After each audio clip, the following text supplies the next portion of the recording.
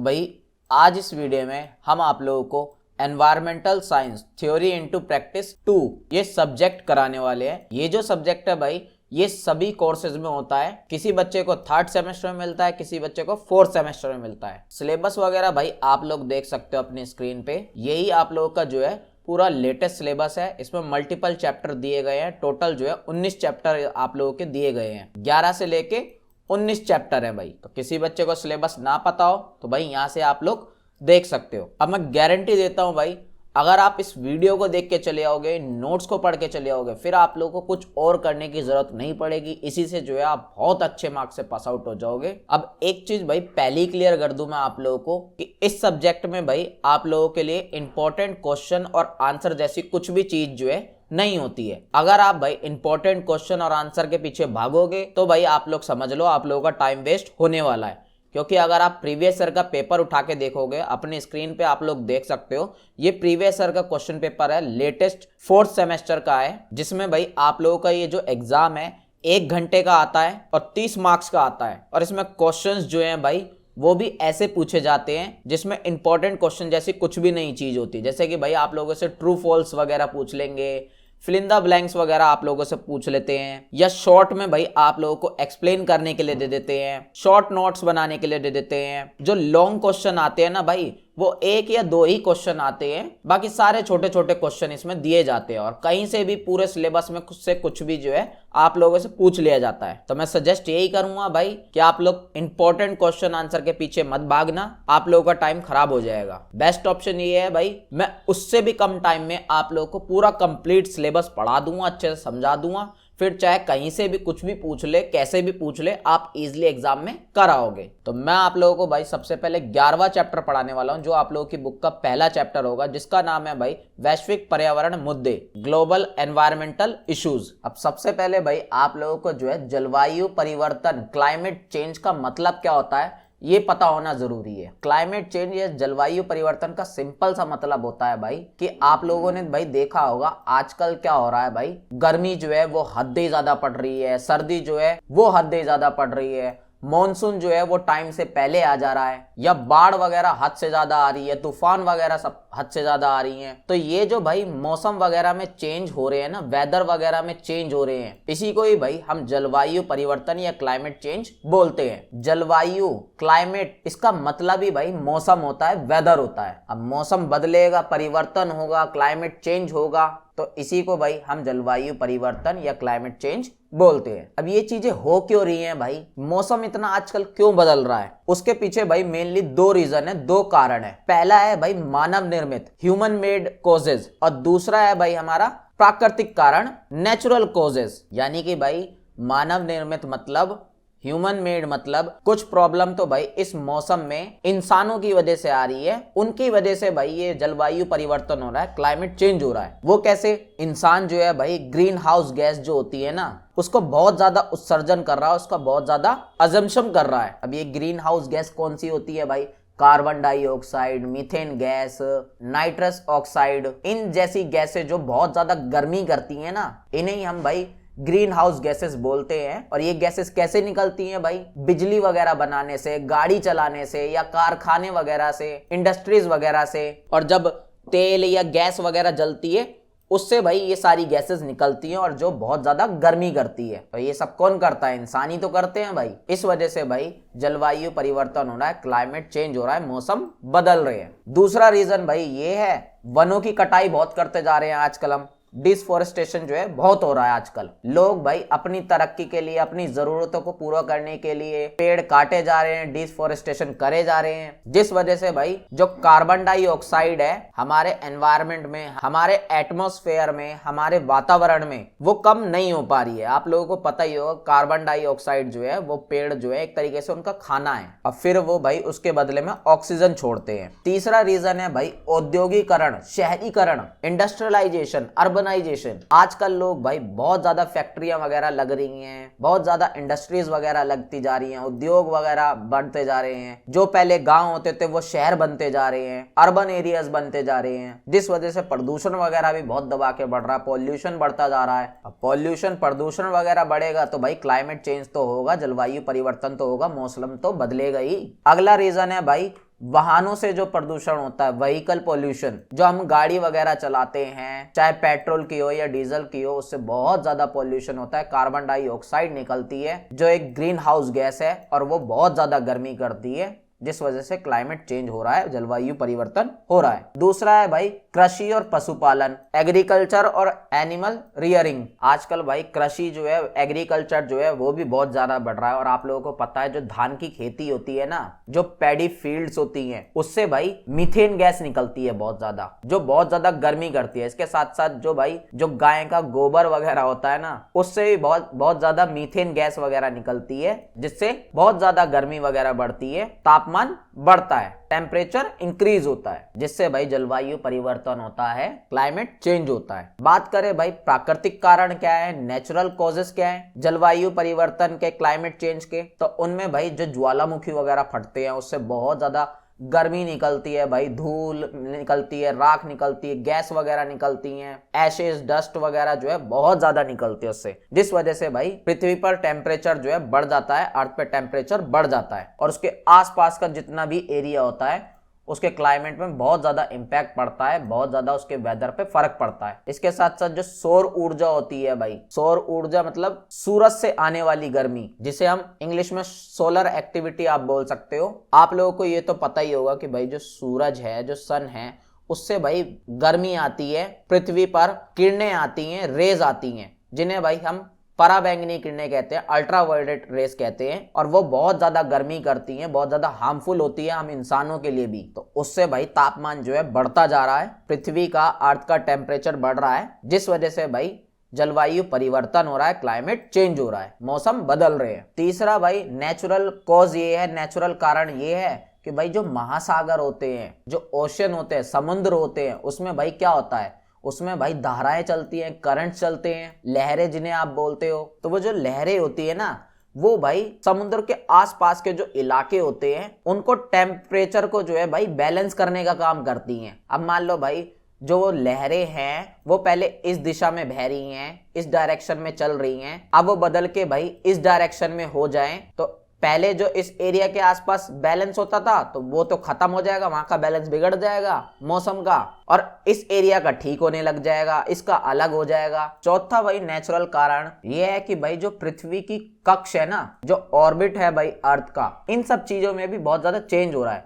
पहले पृथ्वी आप लोगों को पता है भाई ऐसे झुकी हुई है, भाई जो अर्थ है वो थोड़ा ऐसे झुका हुआ है, एक साइड टिल्ट है, ढला हुआ है एक साइड। अब ये ढलान जो है ना और ज्यादा बढ़ रही है, जिस वजह से भाई जो कक्ष होते हैं पृथ्वी के, जो ऑर्बिट्स होते हैं, उनमें बदलाव हो रहा है, उनमें परिवर्तन हो रहा है। मान लो जो भाई सूरज पहले यहाँ था और उसकी किरणें भाई इन एरियाओं पर सीधी पड़ती थी, अब जब ये भाई और ज्यादा ढल जाएगा, इसके कक्ष चेंज हो जाएंगे, तो गर्मी जो है अब कहीं और ज्यादा पड़ने लगेगी और यहाँ पे ठंडा रहने लगेगा। तो इस वजह से भी जो है क्लाइमेट चेंज हो रहा है, जलवायु परिवर्तन हो रहा है। तो आप लोगों को भाई सारे रीजन जो है क्लाइमेट चेंज के, जलवायु परिवर्तन के समझ में आ गए होंगे। अब बात करते हैं भाई हम वैश्विक ताप क्या होता है, ग्लोबल वार्मिंग क्या होती है। अगर मैं भाई आप लोगों को सिंपल लैंग्वेज में समझाऊं, ग्लोबल वार्मिंग, वैश्विक ताप, तो जो पृथ्वी का, अर्थ का जो टेम्परेचर बढ़ रहा है, तापमान बढ़ता जा रहा है, इसी को ही भाई हम वैश्विक ताप या ग्लोबल वार्मिंग बोलते हैं। अब ये तापमान क्यों बढ़ रहा है भाई, ग्लोबल वार्मिंग क्यों हो रही है भाई ये, क्योंकि भाई जो पृथ्वी है, जो अर्थ है,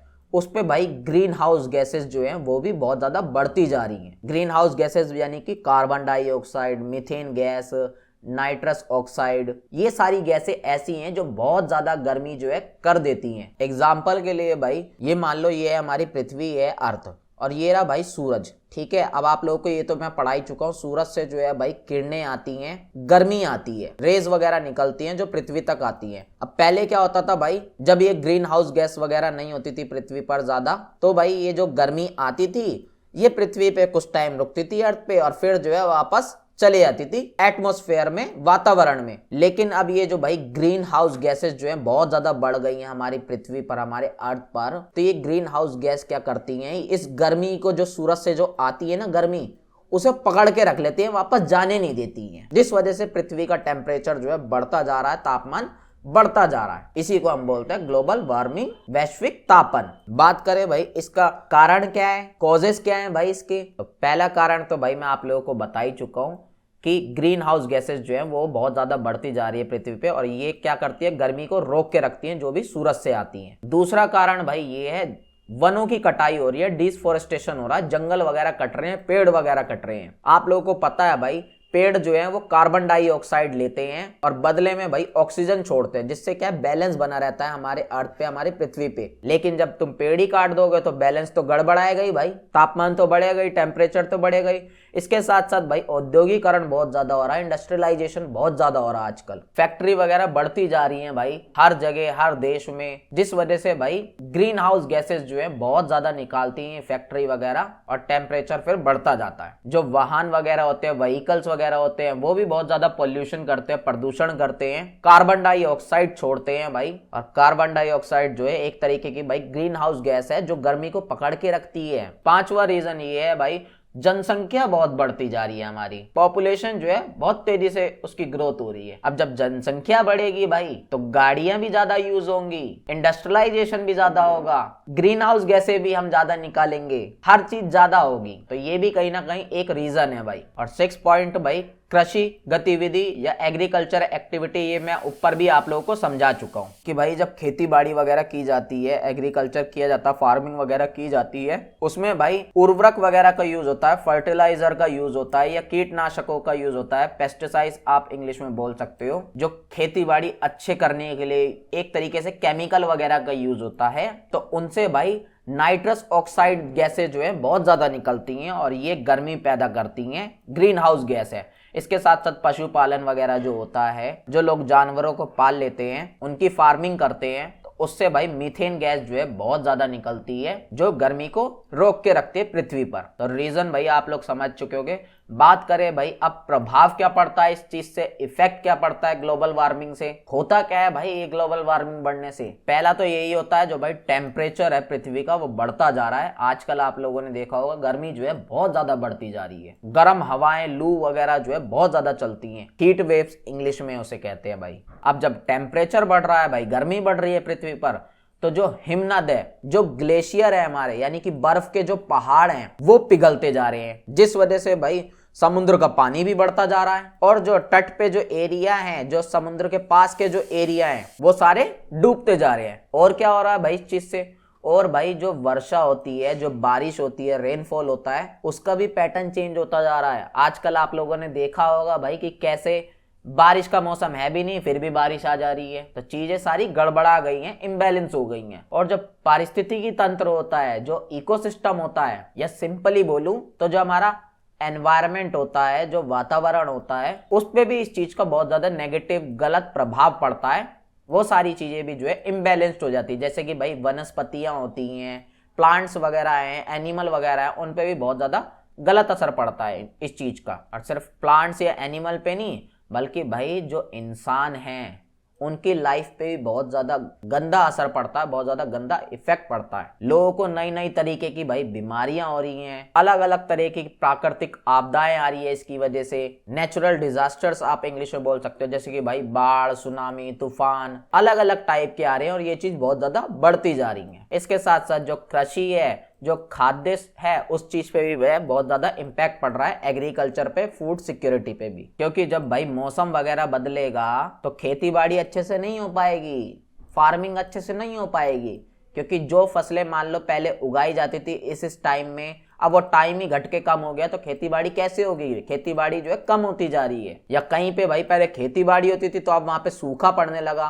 एक्सट्रीम ड्रॉट आ गया भाई वहां पे। या भाई जहाँ पे जो है ज्यादा बारिश वगैरह नहीं होती थी, वो खेती बाड़ी के लिए बढ़िया थी जगह, अब वहां पे बहुत ज्यादा बारिश होने लगी है, तो खेती बाड़ी सारी खराब हो जाएगी वहां की। तो सारे इम्पैक्ट प्रभाव भी आप लोग बहुत अच्छे से समझ चुके होंगे। बात करें अब भाई अम्ल वर्षा की, एसिड रेन की। अब वर्षा, रेन क्या होता है आप लोगों को सबको पता है, जो आसमान से पानी गिरता है छप छप करके, आप लोग नहाते हो जाके, उसी को भाई वर्षा या रेन बोलते हैं। बात करें अम्ल, एसिड किसे कहते हैं, तो आप लोगों ने तेजाब सुना होगा भाई। अब आप बोलोगे क्या सर तेजाब वाली बारिश कैसे हो जाएगी, एसिड वाली रेन कैसे हो जाएगी। नहीं, इतने तगड़े वाली भाई तेजाब या एसिड रेन नहीं होती है कि भाई आप उसमें नहाओगे तो जल जाओगे, ऐसी नहीं होती है। बल्कि आजकल भाई बारिश ऐसे होने लगी है जिसमें भाई बहुत से केमिकल वगैरह आ गए हैं और वो सब बारिश में मिलकर जो है तुम्हारे ऊपर गिरते हैं और उसी बारिश को हम बोल देते हैं एसिड रेन, अम्लीय वर्षा। अब वो केमिकल वगैरह क्या है, वो एसिड क्या है,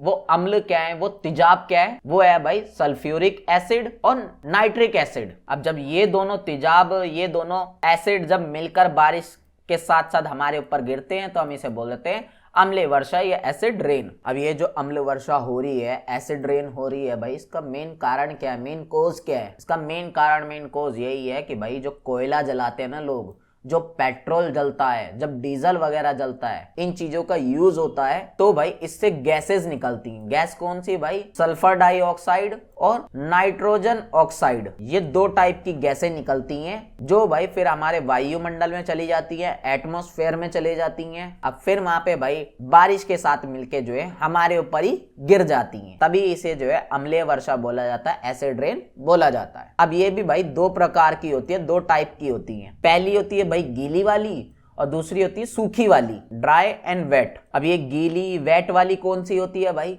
जब बारिश के रूप में भाई आती है या बर्फ वगैरह पड़ने लगती है या धुंध वगैरह आप लोगों ने देखी होगी, फॉग वगैरह, स्नो वगैरह, रेन वगैरह के साथ जब भाई एसिड आता है, अम्ल आता है, तेजाब आता है तो उसे हम बोलते हैं गीली अम्लीय वर्षा, वेट एसिड रेन। या भाई जब धूल वगैरह होती है या धुआं वगैरह होता है तो उसमें भी कहीं ना कहीं भाई एसिड होता है, अम्ल होता है, तेजाब के कण होते हैं, तो उसको बोल देते हैं भाई हम सूखी अम्लीय वर्षा, ड्राई एसिड रेन। जब स्मॉग या डस्ट में भाई एसिड के पार्टिकल्स वगैरह होते हैं। तो बात करें भाई इसका इफेक्ट क्या पड़ते हैं, इसके प्रभाव क्या पड़ते हैं, इससे होता क्या है, कितना नुकसान होता है, कितना नहीं होता। तो भाई इससे पहली चीज तो ये होती है कि इससे मिट्टी पर बहुत ज्यादा प्रभाव पड़ता है, सॉइल जो है इससे बहुत ज्यादा इफेक्ट होती है। वो कैसे? जब भाई तेजाब वाली, एसिड वाली बारिश गिरेगी मिट्टी के ऊपर, सॉइल के ऊपर, तो जो सॉइल की उर्वरकता है, जो फर्टिलिटी है, जो उपजाऊपन है, वो भाई कम हो जाता है, खत्म हो जाता है। और जो भाई मिट्टी में, सॉइल में जो माइक्रो ऑर्गेनिज्म होते हैं, सूक्ष्म जीव आप कहते हो, यानी कि ऐसे जीव, ऐसी जानवर जो भाई आंखों से तुम्हें दिखेंगे भी नहीं, वो भी सारे मर जाते हैं। और ये जो जानवर होते हैं, ये जो सूक्ष्म जीव होते हैं, माइक्रो ऑर्गेनिज्म जो होते हैं, ये भाई पेड़ पौधों के लिए बहुत ज्यादा बढ़िया होते हैं, उनके डेवलपमेंट के लिए अच्छे होते हैं, उनकी ग्रोथ के लिए अच्छे होते हैं। अब इस चीज से भाई जो पेड़ पौधे होते हैं, जो फसल होती है, वो भी भाई खराब हो जाते हैं। अब वो कैसे, वो मैंने आप लोगों को बता दिया, क्योंकि जो मिट्टी होती है, जो सॉइल होती है, उसके भाई फर्टिलिटी कम हो जाती है, उपजाऊपन उसका खत्म हो जाता है। तो पेड़ पौधे कहां से उगेंगे, प्लांट्स वगैरह, क्रॉप्स वगैरह कहां से उगेंगे भाई? वो अच्छे से ग्रो नहीं कर पाते, अच्छे से नहीं बढ़ पाते। जो जल स्रोत होते हैं भाई, जो वाटर बॉडीज होती हैं, उन पे भी बहुत ज्यादा इफेक्ट पड़ता है। जैसे कि भाई नदी, तालाब, झील वगैरह होते हैं, लेक्स, रिवर, पॉन्ड्स वगैरह जिन्हें आप कहते हो, वो भी सारे भाई अम्लीय हो जाते हैं, एसिडिक हो जाते हैं, यानी कि उनमें भी केमिकल आ जाता है, तेजाब वगैरह आ जाता है, जिससे भाई जो मछलियां वगैरह होती हैं या और भी जो जानवर होते हैं उनमें, उन पे भी बहुत ज्यादा हानिकारक नेगेटिव इंपैक्ट पड़ता है, उनको भी हार्म होता है। जो बिल्डिंग्स वगैरह होती हैं, जो मॉन्यूमेंट्स, स्मारक वगैरह जो होती हैं, उन पे भी भाई इंपैक्ट पड़ता है। अब तुम बोलोगे बिल्डिंग पर कैसे इंपैक्ट पड़ेगा? बिल्डिंग को तो कुछ होगा ही नहीं। क्यों नहीं होगा भाई? जब तुम्हारी बिल्डिंग इतनी मजबूत खड़ी है भाई, वो भी कमजोर होती चली जाएगी। जहां वो चलती हो पहले भाई 100 साल, अब वो 50 साल टिकेगी। और उसकी जो चमक होगी, जब पहले नई नवेली चमकती होगी भाई, वो चमक भी खत्म हो जाएगी, बार बार मरम्मत कराना। इसके साथ साथ जो भाई हम लोगों की हेल्थ होती है, ह्यूमन हेल्थ, मानव स्वास्थ्य, उस पर भी बहुत ज्यादा इम्पैक्ट पड़ता है, लेकिन डायरेक्टली नहीं पड़ता है, इनडायरेक्टली पड़ता है। वो कैसे? अब भाई जो पानी वगैरह हम लोग पीते हैं, वो पानी में जब केमिकल वगैरह मिलके आएगा तो हमें बीमारी होगी नहीं होगी? हमें भाई सांस वगैरह से रिलेटेड बीमार हो सकती है, दमा हो सकता है, खांसी वगैरह हो सकती है, फेफड़े में दिक्कत हो सकती है हमारे, या कभी कभी भाई एलर्जी होने लगती है हमारे त्वचा में, स्किन में, जब हम नहाते धोते हैं। तो ये सब कैसे हो रहा है? ये सब अम्लीय वर्षा से हो रहा है, एसिडिक रेन से हो रहा है। इसके साथ साथ जो भाई जानवर वगैरह हैं, जो पारिस्थितिकी तंत्र है, वाइल्ड लाइफ है, इकोसिस्टम है, इस पे भी बहुत ज्यादा इंपैक्ट पड़ता है, इनको भी बहुत ज्यादा दिक्कत आती है। बात करते हैं भाई आप लोगों के अगले टॉपिक की, जो है भाई आप लोगों का ओजोन परत का क्षरण या ह्रास। इंग्लिश में बोले तो भाई depletion of the ozone layer, नाम से ही समझ में आ रहा है भाई, क्षरण, ह्रास, डिप्लीशन, यानी कि किसी चीज का खत्म होना। अब मैं सिंपल लैंग्वेज में आप लोगों को फटाफट समझाता हूँ भाई। आप लोगों को ये तो पता ही है कि जो सूरज होता है ना भाई, जो सन होता है, और जो हमारी पृथ्वी होती है, जो अर्थ होता है, उस पे भाई सूरज से किरणें आती हैं, अल्ट्रावायलेट किरणें कहते हैं, हिंदी में बोले तो भाई पराबैंगनी किरणें कहते हैं उन्हें, रेज आती हैं। अब वो जो किरणें हैं वो अगर भाई डायरेक्ट आ जाएंगी तो हमारे लिए बहुत ज्यादा दिक्कत वाली बात है, बहुत ज्यादा हार्मफुल होगी, हमारे लिए नुकसान वाली होगी, हमें बहुत सी बीमारी लग जाएंगी और पृथ्वी का टेम्परेचर जो है वो हद से ज्यादा बढ़ जाएगा। तो आप बोलोगे सर डायरेक्ट नहीं तो फिर क्या कहीं से होके आती हैं, घूम फिर के आती हैं? नहीं भाई, घूम फिर के नहीं आती है, बल्कि भाई जो हमारा वायुमंडल है, जो हमारा एटमॉस्फेयर है, उसमें भाई एक गैस होती है जिसे हम कहते हैं ओजोन गैस, उसकी पूरी लेयर होती है। अब वो लेयर जो है भाई क्या करती है, ये जो किरणें आती हैं सूरज से, जो रेज आती हैं, इसे छानने का काम करती हैं, जिस वजह से हमारी पृथ्वी पर हमको जो है कम नुकसान पहुंचता है, कम दिक्कत आती है, तभी हम जो है अच्छे से जी पाते हैं पृथ्वी पर, अर्थ पर। लेकिन भाई आज के टाइम पे क्या हो रहा है, ये जो ओजोन गैस की परत है ना हमारे वायुमंडल में, जो ओजोन गैस की लेयर है, इसमें भाई छेद होता जा रहा है, ये जो है पतली होती जा रही है। अब पतली क्यों हो रही है भाई, ये छेद क्यों हो रहा है इसमें, उसके सारे कारण रीजन जो है जितने भी ऊपर पढ़ाए हैं वो सारे हैं, तो अलग से बताने की जरूरत नहीं है भाई। अब जब छेद हो रहा है, पतली हो रहा है, तो ये सूरज की किरणें जो है अब ज्यादा आने लगी हैं, डायरेक्ट आने लगी है हमारी पृथ्वी पर, हमारे अर्थ पर, जिस वजह से भाई हमें बहुत सी बीमारियां लग सकती हैं। पृथ्वी का टेम्परेचर बढ़ता जा रहा है, पूरा जो एनवायरनमेंट है, जो पूरा पर्यावरण है, उसका पूरा सिस्टम जो है गड़बड़ा जा रहा है, इम्बैलेंस हो जा रहा है। तो ये एक बहुत बड़ी समस्या है, बहुत बड़ी प्रॉब्लम है। तो बहुत अच्छे से भाई आप लोगों को समझ में आ गया होगा ओजोन परत का ह्रास या क्षरण, इंग्लिश में बोले तो भाई depletion of the ozone layer. अब ये लास्ट टॉपिक है भाई आप लोगों का, जो वैसे तो किसी काम का नहीं है बट फिर भी आप लोगों को समझा देता हूँ, जिसमें भाई आप लोगों को सबसे पहले तो जो परमाणु दुर्घटनाएं हैं, न्यूक्लियर एक्सीडेंट हैं, वो क्या होते हैं वो आप लोगों को समझाता हूं मैं। अब दुर्घटना, एक्सीडेंट क्या होते हैं सबको पता ही है, अलग से बताने की जरूरत नहीं है, लेकिन परमाणु क्या चीज है, न्यूक्लियर क्या चीज है, आप लोगों को मैं बताता हूँ। आपने परमाणु बम का नाम सुना होगा, तो परमाणु जो है, न्यूक्लियर जो है भाई, ये एक तरीके के पदार्थ मान लो, एक चीज मान लो, मटेरियल मान लो, और ये सिर्फ बम बनाने के काम नहीं आता, बल्कि और भी बहुत से कामों में आता है। तो जब इस मटेरियल से रिलेटेड, परमाणु से रिलेटेड, न्यूक्लियर से रिलेटेड कोई भी दुर्घटना हो जाती है, कोई भी एक्सीडेंट हो जाता है, तो उसे परमाणु दुर्घटना बोल देते हैं, न्यूक्लियर एक्सीडेंट बोल देते हैं। आप समझोगे क्या है सर, छोटा सा एक्सीडेंट ही तो होगा, छोटी सी दुर्घटना ही तो होगी, हमें क्यों पढ़ा रहे हो, ये पढ़ने वाली चीज थोड़ी है, ये पूछेंगे थोड़ी एग्जाम में। तो भाई ये छोटी मोटी चीज नहीं है, ये पूरी पृथ्वी को खत्म कर सकती है, पूरा अर्थ जो है उसे उड़ा सकती है, एक बार में सारे इंसानों को खत्म कर सकती है। एग्जाम्पल के लिए भाई एक बार चेरनोबिल में हुआ था। अब ये चेरनोबिल क्या है, चेरनोबिल भाई यूक्रेन, आप लोगों ने देश का नाम सुना होगा, उस देश का एक शहर है। तो वहां पे भाई न्यूक्लियर की, परमाणु की एक फैक्ट्री थी, जिससे भाई वहां की बिजली वगैरह बनाई जाती थी। तो उस फैक्ट्री में जो है भाई ब्लास्ट हो गया, धमाका हुआ बहुत जोर से। कब हुआ था भाई, 1986 में, 1986 में। अब वो जब धमाका हुआ ना भाई, तो उससे धमाके से ज्यादा प्रॉब्लम नहीं हुई, बल्कि ये जो परमाणु है, ये जो भाई न्यूक्लियर है मटेरियल जो है, इससे भाई रेडियोधर्मी पदार्थ निकलते हैं बहुत ज्यादा। इंग्लिश में बोले तो भाई रेडियो एक्टिव मटेरियल बहुत ज्यादा निकलते हैं। और ये जो पदार्थ होते हैं, ये जो मटेरियल होते हैं, ये जो किरणें कह सकते हो, गैस वगैरह कह सकते हो, बहुत ज्यादा नुकसानदायक होती है हमारे लिए। और सिर्फ हमारे लिए नहीं, पूरे पर्यावरण के लिए, पूरे एनवायरमेंट के लिए बहुत ज्यादा नुकसानदायक होती है, इतनी कि तुम सोच भी नहीं सकते। एग्जाम्पल के लिए भाई अभी मैंने आप लोगों को बताया था ना कि सूरज से जो किरणें आती हैं वो कितनी नुकसानदायक है, उसकी भाई तुम 1000 गुना कर लोगे, उससे ज्यादा नुकसानदायक ये है। ये समझ लो कि 1986 में हुआ थी ये इंसिडेंट, ये दुर्घटना, ये एक्सीडेंट वहां पे, लेकिन आज भी जो है पूरा शहर खाली है, वहां पे पूरा शहर में जाना तक अलाउड नहीं है। गए तो तुम मरे बिगर नहीं आओगे, तुम्हें बीमारी लेकर ही आओगे कोई ना कोई। अब बीमारी भी टुच्ची मुच्ची नहीं भाई, कैंसर जैसी बीमारी, इतने साल बाद भी इसका इम्पैक्ट है, खुद सोच लो। और दूसरा भाई जापान में भी एक बार इंसिडेंट ऐसा हो सकता है। और दूसरा भाई जापान में 2011 में भी एक इंसिडेंट हुआ था, फुकुशिमा नाम की जगह पर। तो आप लोगों को भाई एग्जाम्पल भी बहुत अच्छे से समझ में आ गए होंगे, परमाणु दुर्घटना, परमाणु न्यूक्लियर एक्सीडेंट क्या होता है वो भी अच्छे से समझ में आ गया होगा। अब भाई आप लोगों को परमाणु प्रलय क्या होता है ये भी पता होना जरूरी है। न्यूक्लियर अपोक्लिप्स क्या होता है ये भी एक तरीके का एक्सीडेंट नहीं कह सकते, दुर्घटना नहीं कह सकते, क्योंकि दुर्घटना जो एक्सीडेंट होती है वो धोखे से होती है, जान के नहीं करते हैं। ये ऐसा है कि भाई अगर जान के कर रहे हो तो उसे भाई परमाणु प्रलय या न्यूक्लियर एपोक्लिप्स कह देते हैं। एग्जाम्पल के लिए भाई जब युद्ध वगैरह लड़ते हैं, वॉर वगैरह लड़ते हैं कोई दो देश आपस में, और फिर वो आपस में धमकी देते हैं भाई हम परमाणु बम छोड़ देंगे, न्यूक्लियर बम जो है वो तेरे पे छोड़ देंगे, तो ये जान के कर रहे हैं ना। और ऐसा एक बार जान के कर भी चुका है भाई, कौन? अमेरिका। 1945 में जापान के ऊपर उनने बम गिरा दिए थे 2 शहर पर, और आज भी भाई उस शहर में जो है बच्चे अपंग पैदा होते हैं, अपाहिज पैदा होते हैं, डिसेबिलिटीज के साथ होते हैं। तो बस भाई आप लोगों को इतना ही समझना था, यही सारे टॉपिक जो है आप लोगों के लिए इनफ है।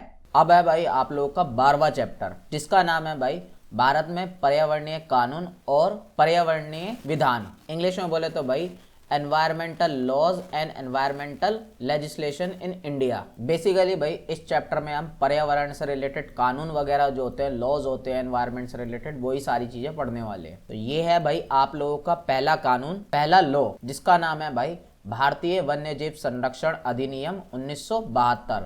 इंग्लिश में बोले तो भाई the wild life protection act 1972। अब जैसा कि भाई इसके नाम से ही पता चल रहा है कि ये कानून जो है भाई वन्य जीव, पक्षी, मछलियां, इंग्लिश में बोले तो भाई एनिमल, बर्ड, फिशेज, इनको प्रोटेक्ट करने के लिए बनाया गया है, इनको संरक्षित करने के लिए बनाया गया है। और जहाँ पे ये लोग रहते हैं, इनके जो निवास स्थल हैं जहाँ पे ये सर्वाइव करते हैं, उनको प्रोटेक्ट करने के लिए ये कानून, ये लॉ बनाया गया है। अब ये कानून बना कब था? तो ये भाई 1972 में ही बना था, और टाइम टू टाइम इसमें जो है संशोधन किया गया, अमेंडमेंट किया गया, बदलाव भी किए गए हैं। इसका मेन पर्पस क्या है, मुख्य उद्देश्य क्या है, मेन ऑब्जेक्टिव्स क्या है? वही कि भाई जो वन्य जीव होते हैं, जो वाइल्ड एनिमल होते हैं, और जो उनके आवास होते हैं, जो हैबिटेट्स होते हैं उनके, जहाँ पे वो रहते हैं, उनको प्रोटेक्ट करना, उनको सुरक्षा देना, उनकी रक्षा करना। साथ ही साथ जो भाई इनका शिकार वगैरह जो होता है, जो इनका व्यापार वगैरह करते हैं लोग, हंटिंग वगैरह करते हैं, ट्रेड वगैरह करते हैं, इन सब चीजों को रोकना, इन सब चीजों को कंट्रोल करना। और जो जानवर वगैरह भाई खत्म होते जा रहे हैं, लुप्त होते जा रहे हैं, एंडेंजर्ड कैटेगरी में है, उनको बचाना भाई, ताकि वो खत्म ना हो इस धरती से, इस पृथ्वी से। तो यही सारे इसके मेन ऑब्जेक्टिव हैं, यही सारे मेन उद्देश्य हैं। बात करें भाई इसके प्रावधानों की, इसके प्रोविजंस की, यानी कि इस कानून के अंदर क्या क्या किया जाता है, तो सबसे पहले तो भाई जो वन्य जीव होते हैं, जो वाइल्ड लाइफ होती है, उनको प्रोटेक्ट किया जाता है। जो भी जानवर वगैरह आते हैं उन सबको बचाया जाता है, ताकि कोई उनका शिकार वगैरह ना करे, हंटिंग वगैरह ना करे, कोई उनको भाई पकड़े वगैरह ना, कोई उनका व्यापार ट्रेड वगैरह ना करे। इसके साथ साथ भाई उनके लिए एक एरिया बनाया जाता है, एक क्षेत्र बनाया जाता है, प्रोटेक्टेड एरिया आप उसे कह सकते हो, संरक्षित क्षेत्र, जहाँ पे भाई वो खुल के अपना जीवन जी सके अच्छे से, और वहाँ पे कोई भी इंसान वगैरह ना हो उनको नुकसान पहुंचाने वाला। इसके साथ साथ जो सारे जीव होते हैं, वन्य जीव, जो वाइल्ड लाइफ में जितने भी सारे एनिमल्स वगैरह होते हैं, उन सबकी लिस्ट वगैरह भी जो है इसमें तैयार की जाती है, पूरी कैटेगरी वाइज हर एक चीज उसमें डिफाइन की जाती है। इसके साथ साथ जब भाई जो लोग इनका शिकार करते हैं, हंटिंग करते हैं, इनका व्यापार ट्रेड वगैरह करते हैं, इन्हें नुकसान पहुंचाते हैं, उनके लिए भाई क्या क्या सजा वगैरह होगी, क्या क्या पेनल्टीज होगी, क्या क्या प्रतिबंध होंगे, क्या क्या रिस्ट्रिक्शंस होंगी, ये सब चीजें भी इसमें बताई गई हैं, बनाई गई हैं। और जो भाई वाइल्ड लाइफ एनिमल्स जो होते हैं, वन्य जीव जो होते हैं, इनको लोग व्यापार वगैरह के लिए, ट्रेड वगैरह के लिए बहुत ज्यादा नुकसान करते हैं। जैसे कि भाई इनकी जो हड्डी होती है, सींग होती है, चमड़ा वगैरह होते हैं, इस चीज के लिए भाई इन्हें मारते हैं, नुकसान पहुंचाते हैं, इनकी बोन्स के लिए, हॉर्न्स के लिए और लेदर वगैरह के लिए। तो इन सब चीजों पे भी जो है कंट्रोल वगैरह किया जाता है। बात करते हैं भाई अब दूसरे कानून की। दूसरा कानून है भाई आप लोगों का जल प्रदूषण निवारण एवं नियंत्रण अधिनियम 1974। इंग्लिश में बोले तो भाई the water prevention and control of pollution act 1974। अब इस कानून, इस लॉ का भी भाई नाम से ही समझ में आ रहा है ये कानून लॉ क्यों बनाया गया है, क्योंकि भाई जितना भी जल प्रदूषण वगैरह हो रहा है, वाटर पॉल्यूशन हो रहा है, उन सबको कंट्रोल करने के लिए, उनको नियंत्रण करने के लिए, और जो सारा पानी जो है, जो सारा जल है, वाटर बॉडीज है जो पॉल्यूटेड हो चुकी हैं, जो प्रदूषित हो गई हैं, खराब हो गई है, उन सबको भाई प्रोटेक्ट करने के लिए, उन्हें सही करने के लिए कानून बनाया गया है। कब लागू हुआ था भाई? 1974 में, 1974 में स्टैब्लिश हुआ था ये कानून। या आप इम्प्लीमेंट भी बोल सकते हो। उद्देश्य क्या है, मेन ऑब्जेक्टिव क्या है, ये मैं आप लोगों को बता ही चुका हूँ। अब जब से ये कानून आया है तो भाई 2 डिपार्टमेंट भी बनाए गए हैं। 2 डिपार्टमेंट किस लिए? अब ये जल वगैरह जो है, जो वाटर बॉडीज है सारी, इनको प्रोटेक्ट करने के लिए, इनको रक्षा देने के लिए, इनका पॉल्यूशन वगैरह कम करने के लिए कोई ना कोई तो डिपार्टमेंट होना जरूरी है ना, ताकि भाई वो काम करे, देख रेख करे इन सब चीज़ों की। तो उसके लिए भाई सेंट्रल लेवल पे यानी कि पूरे देश के लेवल पे एक डिपार्टमेंट बनाया गया है और स्टेट के लेवल पे अलग बनाया गया है, राज्य के लेवल पे अलग बनाया गया है। तो जो पूरे देश के लेवल पे, सेंट्रल लेवल पे, उसका नाम है भाई केंद्रीय प्रदूषण नियंत्रण बोर्ड। इंग्लिश में बोल सकते हो आप central pollution control board, short form देख लेना भाई आप लोग। और जो राज्य के लेवल पे, स्टेट के लेवल पे है, वो है भाई राज्य प्रदूषण नियंत्रण बोर्ड, इंग्लिश में बोले तो स्टेट पॉल्यूशन कंट्रोल बोर्ड। और ये हर स्टेट में एक होता है, यानी कि सभी स्टेट में जो है अलग अलग है ये। और नाम से भाई इनके भी समझ में आ रहा होगा कि इनका काम क्या है। जो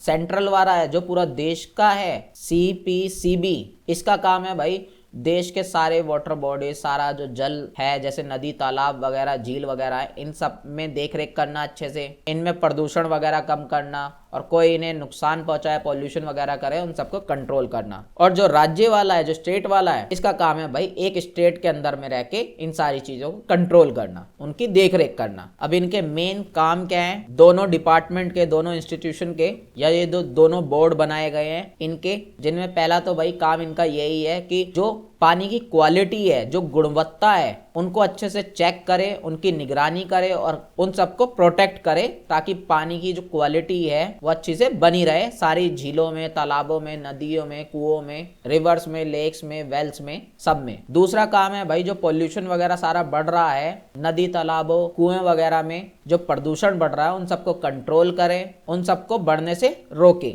इसके साथ साथ भाई इनका तीसरा काम है कि नई नई टेक्निक्स को सीखना, नए नए तरीकों को सीखना, नई नई टेक्नोलॉजी को सीखना, ताकि भाई जो वाटर पॉल्यूशन है, जल का पॉल्यूशन जो हो रहा है, उनको कम किया जा सके टेक्नोलॉजी की वजह से। इसके साथ साथ भाई लोगों को जागरूक करना, उन्हें शिक्षा देना, उन्हें अवेयर करना, उन्हें एजुकेशन देना कि भाई जो जल है वही जीवन है, जल के बगैर जीवन नहीं है, लाइफ नहीं है, पानी के बगैर। उन्हें बताना कि जल कितना इंपॉर्टेंट है। तो ये सब काम किसका है? ये इसी बोर्ड का है। इसके साथ साथ जो CPCB बोर्ड है ना, जो पूरे देश वाला जो बोर्ड है, जो पूरे देश के लेवल पे काम करता है, उसका काम ये है कि भाई उसके अंडर में जो बाकी बोर्ड आते हैं, बाकी जो डिपार्टमेंट आते हैं, छोटे जो स्टेट के लेवल के थे, उन सबको गाइड करना, उन्हें सबको बताना, मार्गदर्शन देना कि ये चीजें ऐसी ऐसी होनी चाहिए, वैसी वैसी होनी चाहिए, इस चीज को वैसा करो, इस चीज को ऐसा करो। पूरी तरीके से गाइड यही करता है। इसके साथ साथ जो औद्योगिक अपशिष्ट हैं, जो शहरी अपशिष्ट है, अपशिष्ट मतलब कूड़ा, कचरा, इन सब का भाई निरीक्षण करना, इंस्पेक्शन करना, इसकी जांच पड़ताल करना कि भाई कौन सी इंडस्ट्री से ये वेस्ट वगैरह आ रहा है, कौन से अर्बन एरिया से आ रहा है, ये सब जांच पड़ताल करना और उन सब चीजों को कंट्रोल करना, उन सब चीजों को रोकना, ताकि भाई जो जल है वो प्रदूषण ना हो पाए, उसका पॉल्यूशन ना हो पाए। इसके साथ साथ इनका काम ये भी है कि भाई जो प्रदूषण घटाने के तरीके हैं, जो पॉल्यूशन को कंट्रोल करने की जो टेक्निक्स है, टेक्नोलॉजी है, उन सबका ज्यादा से ज्यादा प्रचार करना, उन्हें प्रमोट करना, ताकि जो लोग वगैरह है वो भी सब चीजें जान सके, तौर तरीके समझ सके, और वाटर जो है, जो जल है, उसको ज्यादा नुकसान ना पहुंचाए और प्रदूषण वगैरह को कम करने की कोशिश करे। और जो लास्ट काम है भाई इनका, वो है पूरा रिपोर्ट वगैरह तैयार करना, पूरा डेटा वगैरह इकट्ठा करना कि कहाँ पे ज्यादा पॉल्यूशन है, कहाँ पे कम पॉल्यूशन है, कहाँ पे भाई ज्यादा काम होना चाहिए, कहाँ पे नहीं होना चाहिए, कौन कौन सी जगह सेफ है, कौन कौन सी नहीं। पूरी रिपोर्ट तैयार करते हैं भाई ये, और सारा डेटा वगैरह उसमें लिखते हैं, सारा हर चीज डिटेल में ये सब चीजें लिखी जाती है उस रिपोर्ट में। तो यही सारे भाई इनके काम थे। बात करते हैं भाई अगले कानून की, जो है भाई वन संरक्षण अधिनियम 1980। इंग्लिश में बोले तो भाई द फॉरेस्ट कंजर्वेशन एक्ट 1980। अब इसके भी नाम से ही समझ में आ रहा है भाई, ये कानून जो है 1980 में आया था, इसका इम्प्लीमेंट हुआ था। और इसको भाई इसलिए बनाया गया था तो जंगल वगैरह जो होते हैं, जो फॉरेस्ट होते हैं, जो वन वगैरह होते हैं, उनको संरक्षण किया जा सके, उनका कंजर्वेशन किया जा सके, उन्हें प्रोटेक्ट किया जा सके। जो लोग भाई जंगलों को नुकसान पहुंचाते हैं, जंगल के जानवरों वगैरह को नुकसान पहुंचाते हैं, उन सबको कंट्रोल में किया जा सके, नियंत्रण किया जा सके। फिर भाई 1992 में 1992 में इसमें संशोधन किया गया, इसमें अमेंडमेंट किया गया इस वाले कानून में, यानी कि बदलाव किया गया। और बदलाव भाई ये किया गया, अमेंडमेंट ये किया गया कि जब 1980 में पहले ये कानून बनाया गया था तो वन को कोई भी नुकसान वगैरह नहीं पहुंचा सकता था कोई भी, लेकिन फिर 1992 में 1992 में ये चेंज किया गया, ये बदलाव किया गया कि अब भाई जरूरत पड़ने पर तुम जो है जंगलों को नुकसान पहुंचा सकते हो थोड़ा थोड़ा। जैसे सरकार वगैरह है या कोई अधिकारी वगैरह है, उन्हें जरूरत पड़ रही है किसी और काम को करने के लिए जंगलों को नुकसान पहुंचाने की, तो अब वो ऐसा कर सकते हैं। जैसे कि भाई मान लो भूकंप वगैरह के लिए भाई सर्वेक्षण करना है, सर्वे वगैरह करना है भाई भूकंप के लिए, या कोई जांच पड़ताल वगैरह करनी है, एक्सप्लोरेशन करना है गवर्नमेंट को, ड्रिलिंग वगैरह करनी है, खुदाई वगैरह कहीं करनी है, या जल विद्युत परियोजना से रिलेटेड कोई काम है, हाइड्रो इलेक्ट्रिक प्रोजेक्ट है कोई, उससे रिलेटेड कोई काम है, तो अब ये सब चीजें गवर्नमेंट कर सकती है, जंगलों को नुकसान पहुंचा सकती है इस बदलाव के बाद। लेकिन भाई अगर नुकसान हो रहा है जंगलों को इन कामों की वजह से, तो इसके लिए पहले गवर्नमेंट से परमिशन लेना पड़ती। ये नहीं है कि कोई भी जाके जो है ये सब चीजें वहां पे करना लग जाएगा, ऐसा नहीं होता। पहले परमिशन लेनी होगी तभी जाके जो है ये चीजें हो सकती हैं। अब इसकी कुछ विशेषताएं हैं इस वाले कानून की, या आप कह सकते हो प्रावधान है, मेन फीचर बोल सकते हो, प्रोविजंस बोल सकते हो, जिसमें आप सबसे पहले तो यही बता सकते हो इसका मेन पर्पस ही यही है कि जो जंगल वगैरह है उन सबको प्रोटेक्ट किया जाता है, उन सबको संरक्षण करने के लिए एक कानून बनाया गया है। दूसरा भाई जो जंगल होते हैं, जो फॉरेस्ट होते हैं, उनका क्लासिफिकेशन किया जाता है, उनका वर्गीकरण किया जाता है, यानी कि उन्हें बांटा जाता है कि भाई कौन से प्रोटेक्टेड है, यानी कि कौन से सेफ है जंगल और कौन से सेफ नहीं है, ये पूरी लिस्ट वगैरह तैयार की जाती है। इसके साथ साथ भाई अगर जंगलों में कुछ करना है तो उसके लिए भाई तुम्हें आज्ञा वगैरह लेनी पड़ेगी, परमिशन वगैरह लेनी पड़ेगी। बिना परमिशन के कुछ भी नहीं जो है वहां पे नहीं हो सकता है, और इस चीज की परमिशन जो है गवर्नमेंट देती है। ये चीज मैं आप लोगों को बता चुका हूँ। इसके साथ साथ पूरे जंगल को कंट्रोल करने का भी काम करते हैं। लाइक कोई भाई जंगल में कटाई कर रहा है या पेड़ वगैरह का ट्रेड कर रहा है, व्यापार वगैरह कर रहा है, इन सब चीजों को जो है कंट्रोल में किया जाता है इस कानून के अंडर में, इस लॉ के अंडर में। अब फिर भाई इसमें संशोधन किया गया 1992 में, चेंजेस वगैरह किए गए, अमेंडमेंट किया गया, वो मैं आप लोगों को पढ़ा चुका हूँ। और कोई जब भाई जंगलों को नुकसान वगैरह पहुंचाता है तो उनके लिए क्या दंड होना चाहिए, क्या कानून वगैरह होने चाहिए, क्या पेनल्टीज, क्या लीगल प्रोविजंस वगैरह होने चाहिए, वो सब चीजें भी जो है इस कानून में बताई गई हैं, इस लॉ में बताई गई हैं। बाकी भाई पॉइंट्स जो है आप लोग खुद से पढ़ लीजिएगा, ये सब चीजें एग्जाम में आप लोगों से नहीं पूछते हैं तो आप इन्हें जो है इग्नोर भी कर सकते हो। मेनली बस कानून के बारे में, लॉ के बारे में आप लोगों से पूछते हैं। बात करते हैं भाई अगले कानून की, जो है भाई आप लोगों का वायु प्रदूषण अधिनियम 1981। इंग्लिश में बोले तो the air prevention and control of pollution act 1981। इसके भी नाम से समझ में आ रहा है भाई ये जो वायु प्रदूषण आजकल इतना हो रहा है, एयर पॉल्यूशन, इसको कंट्रोल करने के लिए, इसे कम करने के लिए ये कानून बनाया गया था। कब बनाया गया था? 1981 में। और इसका मेन पर्पस यही है, मेन उद्देश्य ये है कि जो भाई वातावरण में हमारी हानिकारक गैस है भाई, जितनी भी हार्मफुल गैसेज हैं या डस्ट पार्टिकल वगैरह है, धूल वगैरह है, इन सब चीजों को कम से कम किया जा सके, इन सब चीजों को कंट्रोल किया जा सके। अब ये कंट्रोल करने के लिए कोई तो डिपार्टमेंट होना जरूरी है, कोई तो इंस्टीट्यूशन होना जरूरी है, तो उसके लिए भाई बनाया था केंद्रीय प्रदूषण नियंत्रण बोर्ड, CPCB। और इसके मेन काम क्या है, ये चीज मैं ऊपर ही आप लोगों को बहुत अच्छे से पढ़वा चुका हूँ। ये वही वाला बोर्ड है, वही वाला इंस्टीट्यूशन है, वही वाला डिपार्टमेंट है जो हमने ऊपर पढ़ा था जब जल वाला कानून पढ़ा था। तो वही सारी बातें आप लोगों को लिख लेनी है जहां अगर पेपर में आप लोगों से पूछे दो। अब ये है भाई आप लोगों का आखिरी कानून, जो है भाई पर्यावरण संरक्षण अधिनियम 1986। इंग्लिश में बोले तो द एनवायरमेंट प्रोटेक्शन एक्ट 1986। इसके भी नाम से समझ में आ रहा है भाई ये पर्यावरण को प्रोटेक्ट करने के लिए, एनवायरमेंट को प्रोटेक्ट करने के लिए कानून बनाया गया था। 1986 में भाई ये लागू हुआ था, इसका इम्प्लीमेंटेशन हुआ था। और पर्यावरण में भाई जो जो प्रदूषण वगैरह हो रहे हैं, जो पॉल्यूशन हो रहा है एनवायरमेंट में, जो भी हजार्डस है, उन सबको कैसे कम किया जा सके, उन सबको कैसे रोका जा सके, इस चीज के लिए इस कानून को बनाया गया है। अब जब से ये कानून बना है भाई, तब से भाई इस कानून के अंडर में सरकार के कुछ पावर है, कुछ अधिकार है, कुछ राइट्स है सरकार की, गवर्नमेंट की। तो वो आप लोगों से पेपर में जो है लॉन्ग क्वेश्चन में पूछे जाते हैं। बट लॉन्ग क्वेश्चन भाई इस सब्जेक्ट में आप लोगों से नहीं आता है, ये चीज मैं आप लोगों को बता ही चुका हूँ। तो ये जो अधिकार है भाई सरकार के, ये भी आप खुद से पढ़ लीजिएगा। ज्यादा कुछ नहीं है, वही सिंपल सी बातें हैं कि भाई सरकार जो है प्रदूषण को कम करने के लिए, पर्यावरण के एनवायरनमेंट के पॉल्यूशन को कम करने के लिए चीजों को कंट्रोल करेगी, सजा वगैरह देगी, जुर्माना वगैरह जो भी होगा वो बताएगी, यही सारी चीजें हैं। अगला चैप्टर है भाई आप लोगों का 13th चैप्टर। इसका नाम है भाई जैव विविधता और खतरे। इंग्लिश में बोले तो भाई बायोडाइवर्सिटी एंड इट्स थ्रेट्स। अब सबसे पहले तो भाई आप लोगों को यही पता होना चाहिए जैव विविधता क्या है, बायोडाइवर्सिटी क्या है। उससे पहले भाई आप लोग ये समझो कि ये जैव वर्ड है ना, ये जो बायो वर्ड है इसका मतलब होता है भाई जीव, लिविंग ऑर्गेनिज्म, यानी कि हर वो चीज जिसमें लाइफ है, जिसमें जीवन है, उसको हम जैव या बायो बोल सकते हैं। और डाइवर्सिटी, विविधता का मतलब क्या होता है भाई, यानी कि वैरायटी, अलग अलग प्रकार के। और अब अगर सिंपल सा अगर आप लोगों को मतलब समझाऊं जैव विविधता का, बायोडाइवर्सिटी का,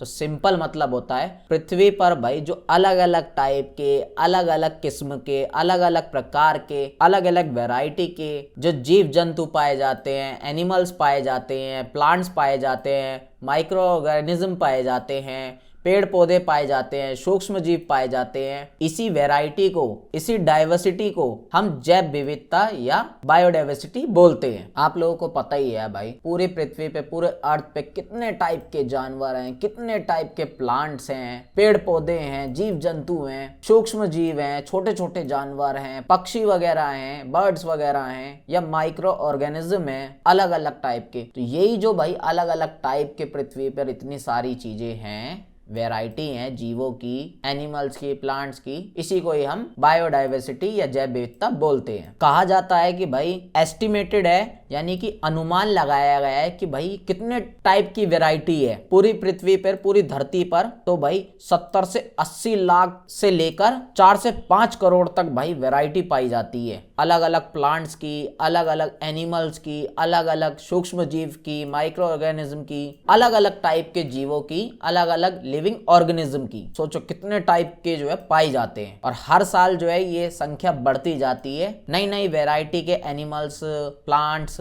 सूक्ष्म जीव वगैरह जो है बढ़ते जाते हैं, उनकी रिसर्च होती रहती है, खोज वगैरह चलती रहती है। अब भाई कुछ एरिया ऐसे हैं हमारे पृथ्वी पे, हमारी धरती पे, हमारे अर्थ पर, कुछ जगह ऐसी हैं जहां पे भाई हद से ज्यादा ये वैरायटी पाई जाती है, ये प्रकार पाए जाती हैं, ये अलग अलग टाइप के जीव जंतु, पेड़ पौधे वगैरह पाए जाते हैं, प्लांट्स वगैरह पाए जाते हैं। कुछ जगह ऐसी होती हैं हमारी पृथ्वी पर, तो उन जगहों को भाई बोलते हैं हम हॉटस्पॉट या मेगा विविधता क्षेत्र, मेगा डाइवर्सिटी एरिया इंग्लिश में बोल सकते हो। बेसिकली भाई ये ऐसे एरिया होते हैं जहाँ पे हद से ज्यादा भाई विविधता पाई जाती है, वैरायटी पाई जाती है, जीव जंतु की, पशु पक्षी की, पेड़ पौधों की। अब बात करते हैं भाई जैव विविधता के प्रकार की, या आप स्तर भी बोल सकते हो, लेवल्स और टाइप क्या होते हैं भाई बायोडाइवर्सिटी के, वो अब आप लोगों को समझने हैं। बेसिकली भाई जो जैव विविधता है, बायोडाइवर्सिटी है, ये 3 टाइप की होती है, 3 प्रकार की होती है। पहली है भाई जननिक या आनुवांशिक विविधता, इंग्लिश में आप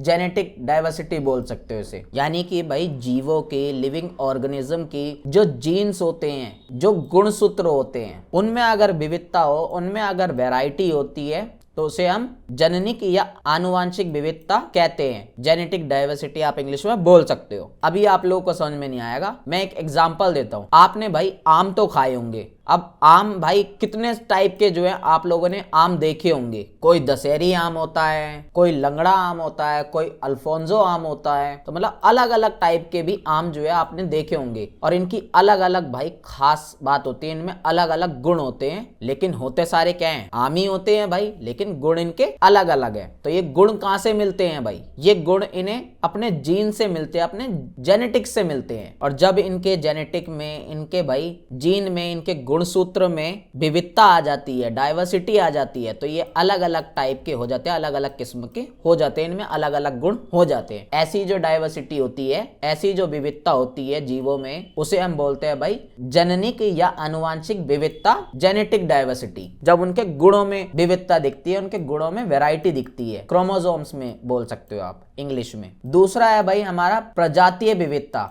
स्पीसीज डाइवर्सिटी, यानी कि भाई जब जीवों में, लिविंग ऑर्गेनिज्म में जो उनकी प्रजाति होती है, जो स्पीशीज होती हैं, वो अलग अलग टाइप की पाई जा रही है, अलग अलग किस्म की जो होती है, उसी को हम बोलते हैं भाई प्रजाति विविधता, स्पीशीज डाइवर्सिटी। जैसे आप लोगों ने देखा होगा भाई बहुत सी जगह ऐसी होती हैं जहाँ पे भाई अलग अलग टाइप के पेड़ पौधे पाए जा रहे हैं, अलग अलग टाइप के भाई एनिमल्स पाए जा रहे हैं, अलग अलग टाइप के पक्षी पाए जा रहे हैं, अलग अलग टाइप के कीड़े मकोड़े पाए जा रहे हैं। तो कितनी सारी डाइवर्सिटी, यानी कि अलग अलग किस्म के, अलग अलग प्रजाति के, अलग अलग स्पीशीज के जो विविधता होती है, जो डाइवर्सिटी होती है, उसी को हम बोलते हैं भाई प्रजातीय विविधता या स्पीशीज डाइवर्सिटी। तीसरा होता है भाई हमारा पारितंत्र विविधता, इकोसिस्टम डाइवर्सिटी आप इसे बोल सकते हो इंग्लिश में। भाई पारितंत्र इकोसिस्टम क्या होता है, पहले तो ये समझो भाई। आप जंगल को देखते हो तो ये एक अलग इकोसिस्टम है, ये एक अलग पारितंत्र है। इसी तरीके से पानी को देखते हो, पानी में भाई अलग पूरा इकोसिस्टम चलता है, अलग अलग किस्म के अलग अलग टाइप के जानवर मिलते हैं। इसी तरीके से भाई आप मरुस्थल में देखोगे, डेजर्ट में देखोगे, यानी कि रेगिस्तान वगैरह में देखोगे, उसमें अलग अलग टाइप के मिलेंगे। इसी तरीके से घास के मैदानों में देखोगे, ग्रासलैंड्स में देखोगे तो उसमें अलग अलग टाइप के दिखेंगे। झील में देखोगे अलग टाइप के मिलेंगे, समुद्र में देखोगे अलग टाइप के मिलेंगे, हवा में देखोगे अलग मिलेंगे।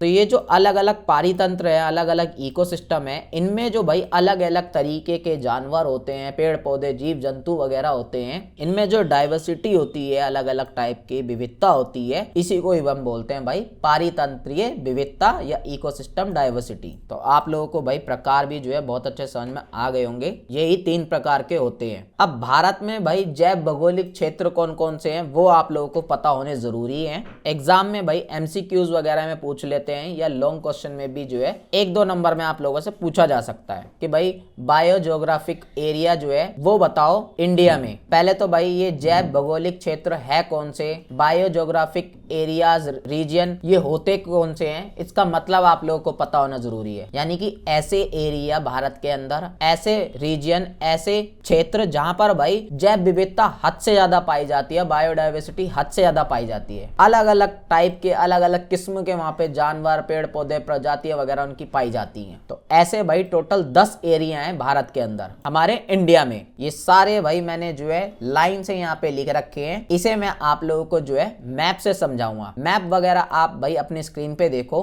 अब मैप में भाई सबसे पहले आप ये वाला एरिया देखो, इसे बोलते हैं भाई ट्रांस हिमालय। ये भाई ठंडी जगह है बिल्कुल, यहाँ पे बहुत ज्यादा बर्फबारी वगैरह रहती है हमेशा। और यहाँ पे जो सारी पेड़ पौधे, वनस्पति, जीव जंतु वगैरह मिलते हैं वो सारे ऐसे ही मिलते हैं जो बर्फीले इलाकों में होते हैं। जैसे कि भाई तेंदुआ वगैरह हो गए, याक वगैरह हो गए, जो बर्फीले इलाके में रहते हैं। ये ऐसे जीव जंतु हैं, ऐसे भाई जानवर हैं, ऐसे यहाँ पे जो पेड़ पौधे होते हैं वो कहीं भी नहीं मिलते हैं। सिमिलरली आप भाई ये दूसरा वाला एरिया देखो, इस एरिया को बोलते हैं भाई हिमालय। इस एरिया में क्या है भाई, पहाड़ हैं बहुत ज्यादा ऊंचे नीचे हिमालय के। तो इसमें भाई जो नीचे पहाड़ हैं उनमें मौसम तो ठीक ठाक होता है, लेकिन जो ऊंचे पहाड़ हैं उनमें भाई बर्फबारी वगैरह खूब होती है। जैसे कि लाल पांडा वगैरह भाई यहाँ की स्पेशलिटी है, वो पूरे देश में और कहीं नहीं मिलते। तीसरा एरिया देखोगे तो ये है भाई हमारा डेजर्ट, यानी कि रेगिस्तान। और रेगिस्तान में भाई आप लोगों को पता ऊंट वगैरह बहुत स्पेशल होते हैं, कहीं भी नहीं मिलते ऊंट, सिर्फ और सिर्फ रेगिस्तान में आप लोगों को मिलेंगे। रेगिस्तानी लोमड़ी भी भाई आप लोगों को यहीं पे मिलेगी। चौथा भाई आप लोग अपनी स्क्रीन पे देखो, ये वाला जो एरिया है ना, ये वाला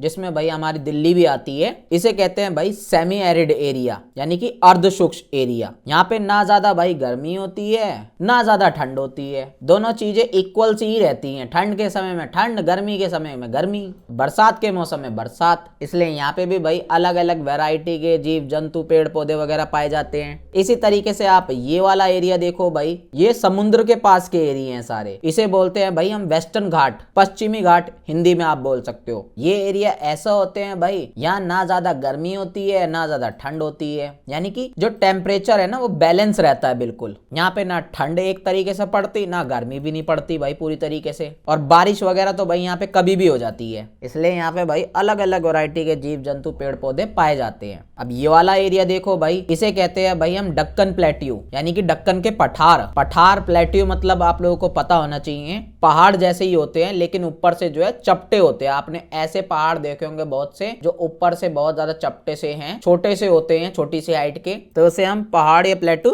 बोलते हैं। तो यहाँ भी भाई अलग अलग किस्म के अलग अलग वैरायटी के जो है जीव जंतु पेड़ पौधे वगैरह पाए जाते हैं। अब इन सबको अगर साइड कर दें तो ऊपर भाई आप ये वाला एरिया देखोगे, इन्हें कहते हैं भाई हम गंगेटिक प्लेन्स, यानी कि गंगा के मैदान या गंगे के आप क्षेत्र बोल सकते हो आसपास का। यहाँ से गंगा नदी बहती हुई जा रही है भाई ऐसे करके, तो उसके आसपास का एरिया है ये, और बिल्कुल प्लेन एरिया है, यानी कि सपाट है एकदम, कोई पहाड़ नहीं है, कोई ऊंच नीच वगैरह नहीं है। तो यहाँ पे अलग अलग टाइप के अलग अलग किस्म के रहते हैं। इसी तरीके से भाई आप लोग जो है ये वाला एरिया देखोगे, इसे कहते हैं भाई हम नॉर्थ ईस्ट, यानी कि उत्तर पूर्वी एरिया। यहाँ पे भी भाई अलग अलग टाइप के अलग अलग किस्म के जीव जंतु जानवर पाए जाते हैं। और लास्ट है भाई हमारा आइलैंड्स, यानी कि ये जो आप देखोगे भाई अंडमान निकोबार में बहुत सारे आइलैंड है, बहुत छोटे छोटे जो है द्वीप है, बहुत छोटे छोटे पानी में तैरती हुई ये समझ लो जमीन है, और इन पे भी अलग अलग किस्म के अलग अलग वैरायटी के जीव जंतु पेड़ पौधे वगैरह पाए जाते हैं। तो यही सारे भाई 10 के 10 एरिया थे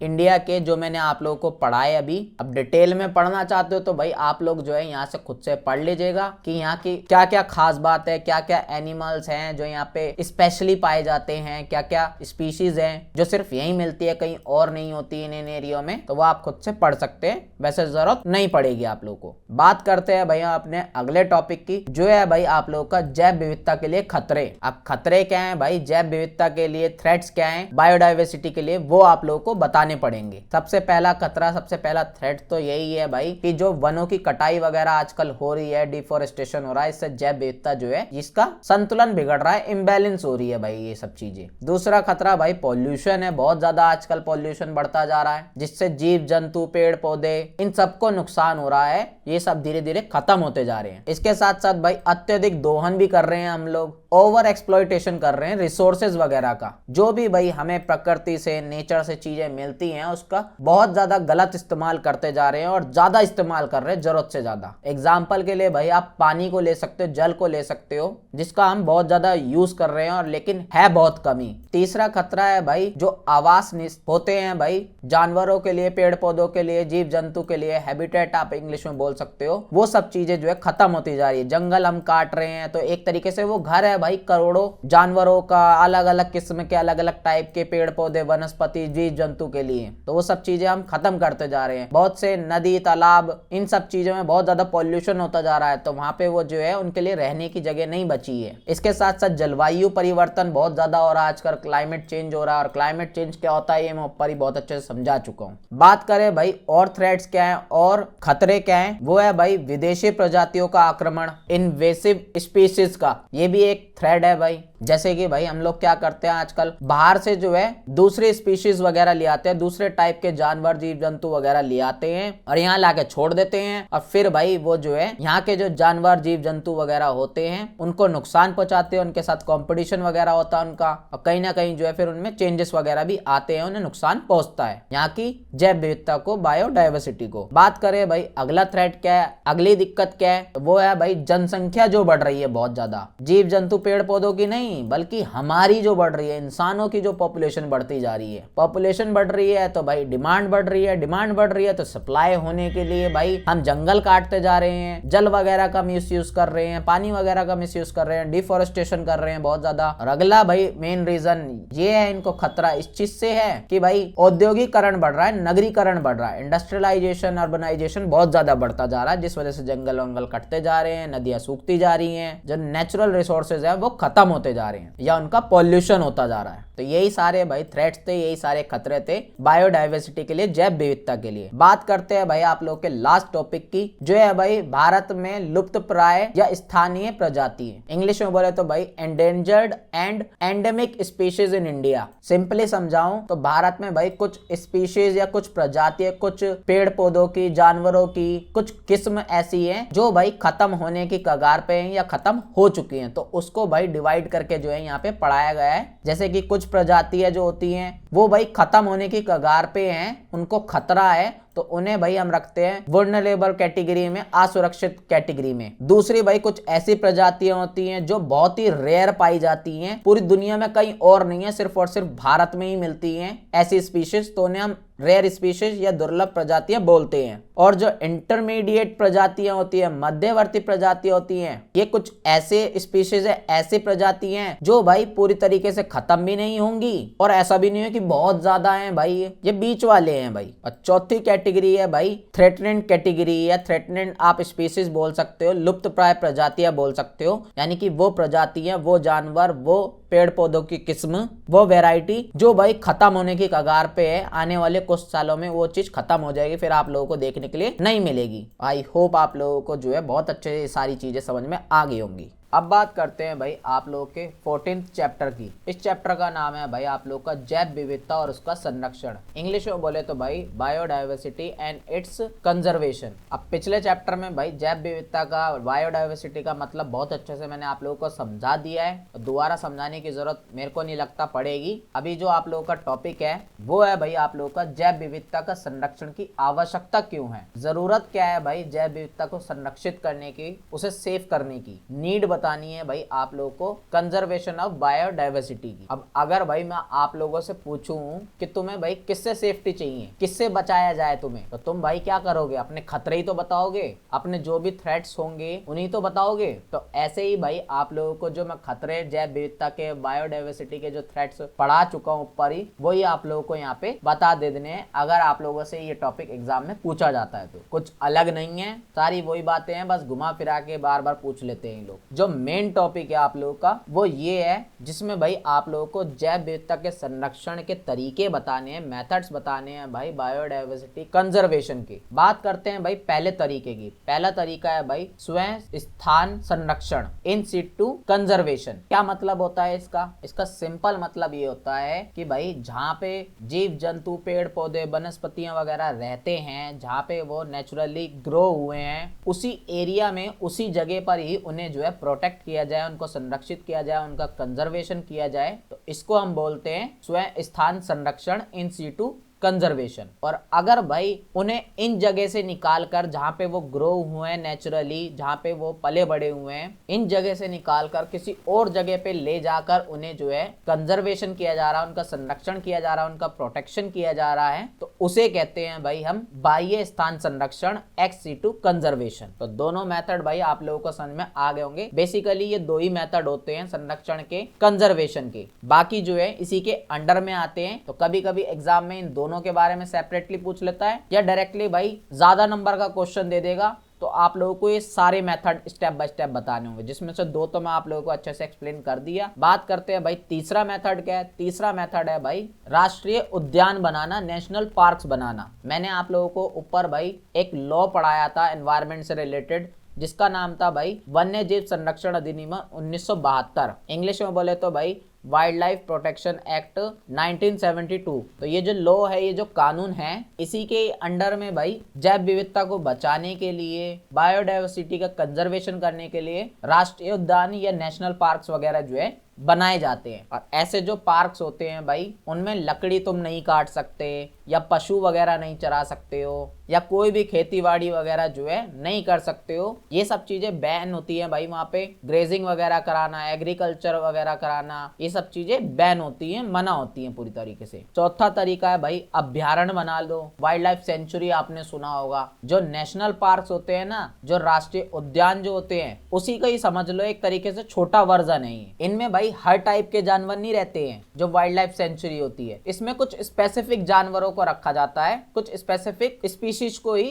कंजर्वेशन किया जाता है, उनका संरक्षण किया जाता है। जैसे कि भाई चीता हो गया, शेर हो गया, मगरमच्छ हो गया, कुछ स्पेसिफिक ही जानवर यहाँ पे होते हैं, कुछ ही प्रजाति यहाँ पे होती हैं। एक होता है भाई हमारा बायोस्फीयर रिजर्व। ये भी एक तरीका है भाई संरक्षण करने का, कंजर्वेशन करने का। बेसिकली भाई बायोस्फीयर रिजर्व होता क्या है, ये भी एक तरीके से एक एरिया होता है जिसमें भाई जीव जंतु वगैरह को सबको जो है संरक्षित किया जाता है, उनका कंजर्वेशन किया जाता है। और यहाँ पे भाई अनुसंधान वगैरह भी होता है, यानी कि रिसर्च वगैरह भी चलती है। यहाँ पे एजुकेशन पर्पस के लिए भी इसे यूज किया जाता है, और पर्यावरण को संरक्षण करने के लिए तो यूज करते ही हैं भाई इसे। एनवायरमेंटल को कंजर्वेशन के लिए यूज होता ही है ये चीज। अगला है भाई हमारा जैव मंडल आगार नेशनल बायोस्फीयर रिजर्व। जो बायोस्फीयर होते हैं ना, उसी का ही भाई एक तरीके से बड़ा वर्जन मान लो। इसकी जो शुरुआत हुई थी भाई भारत में, वो हुई थी 1986 में, और इसका भी भाई सेम पर्पस ही होता है, एजुकेशन पर्पस, रिसर्च पर्पस या एनवायरनमेंट को कंजर्वेशन करने का,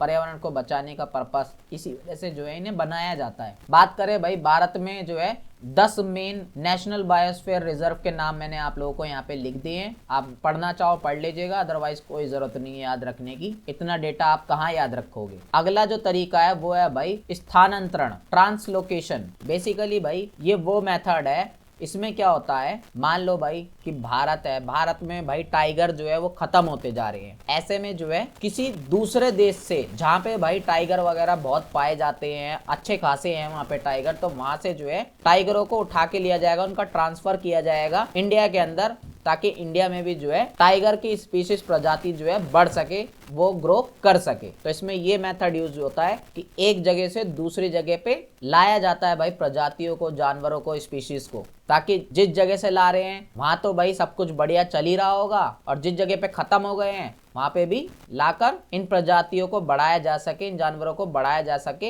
इन स्पीशीज को बढ़ाया जा सके, इसलिए ये चीज की जाती है। अगला जो मेथड है, अगला जो तरीका है भाई कंजर्वेशन का, संरक्षण का, वो है भाई प्राकृतिक भंडार, नेचुरल रिजर्व्स। बेसिकली भाई ये वो एरिया होते हैं जहाँ पे भाई वनस्पति और जीव जंतु जो होते हैं, यानी कि प्लांट्स और एनिमल्स, इन दोनों को ही यहाँ पे रिजर्व किया जाता है, कंजर्वेशन किया जाता है, उनका संरक्षण किया जाता है। और इन एरियाओं पर भाई जो इंसान है उनकी गतिविधियां बिल्कुल भी नहीं होती है, इंसान का आना बिल्कुल भी मना होता है, यहाँ पे बैन होता है, एक्टिविटीज, ह्यूमन एक्टिविटीज, और सारी चीजें यहाँ पे जो है नेचुरल तरीके से होती है, कोई भी ह्यूमन एक्टिविटीज में इन्वॉल्व नहीं होती है। लास्ट जो तरीका है वो है भाई हमारा आर्द्र भूमि, वेटलैंड्स। आर्द्र भूमि, वेटलैंड्स भाई ऐसे एरिया होते हैं जहाँ पे भाई पानी ठीक ठाक होता है और मिट्टी भी ठीक ठाक ही होती है। यहाँ पे अक्सर दलदली भूमि होती है भाई, मार्शी लैंड्स होते हैं, और यहाँ पे भी कुछ भाई बहुत सी प्रजातियों को, बहुत से स्पीशीज को जो है कंजर्वेशन किया जाता है, संरक्षित किया जाता है। तो यही सारे तरीके थे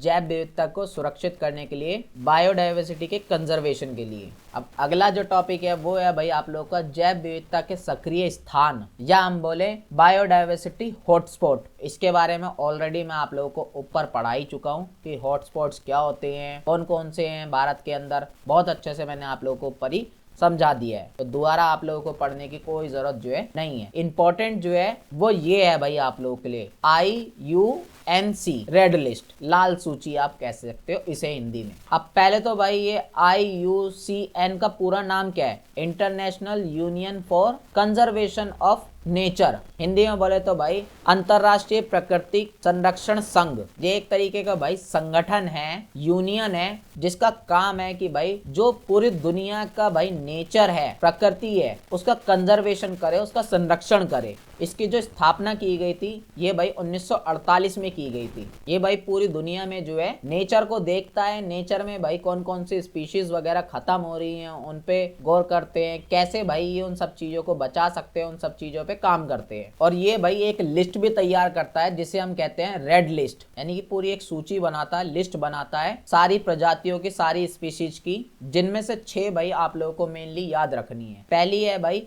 एक्सटिंक्ट, विलुप्त। नाम से ही समझ में आ रहा है भाई ये वो प्रजातियां होती हैं जो पूरी तरीके से भाई धरती पे से खत्म हो चुकी हैं, एक्सटिंक्ट हो चुकी हैं, विलुप्त हो चुकी हैं। उदाहरण के लिए भाई डोडो पक्षी आपने सुना होगा, बत्तख की शकल का दिखता है वो, लेकिन आज के टाइम पे जो है वो पूरी तरीके से खत्म हो चुका है। दूसरी कैटेगरी है भाई एक्सटिंक्ट इन द वाइल्ड, केवल कैप्टिविटी में जीवित, यानी कि भाई ये वो प्रजाति हैं, वो स्पीशीज हैं, वो जानवर हैं जो सिर्फ भाई आप लोग को चिड़ियाघर वगैरह में देखने के लिए मिलेंगे, या जो संरक्षित क्षेत्र होते हैं कंजर्वेशन के लिए जो एरिया बनाए होते हैं सिर्फ वहीं पे देखने के लिए मिलेंगे। नेचुरली आप लोगों को देखने के लिए नहीं मिलेंगे, जंगल वगैरह में या कहीं पे भी भी नेचुरली आप लोगों को नहीं मिलेंगे। एग्जाम्पल के लिए भाई कैमरून रेडू सारस, सारस को भाई इंग्लिश में क्रेन भी बोलते हैं। ये भाई सफेद कलर का पंछी होता है जो आज के टाइम पे खत्म होता जा रहा है धीरे धीरे, नेचुरली आपको कहीं नहीं मिलेगा ये। अगली कैटेगरी है भाई हमारी क्रिटिकली एंडेंजर्ड, संकटग्रस्त, यानी कि वो जानवर या वो स्पीसीज, वो प्रजाति जो भाई खतरे में है, अभी खत्म नहीं हुई है लेकिन आने वाले कुछ सालों में वो खत्म हो सकती है, एंडेंजर्ड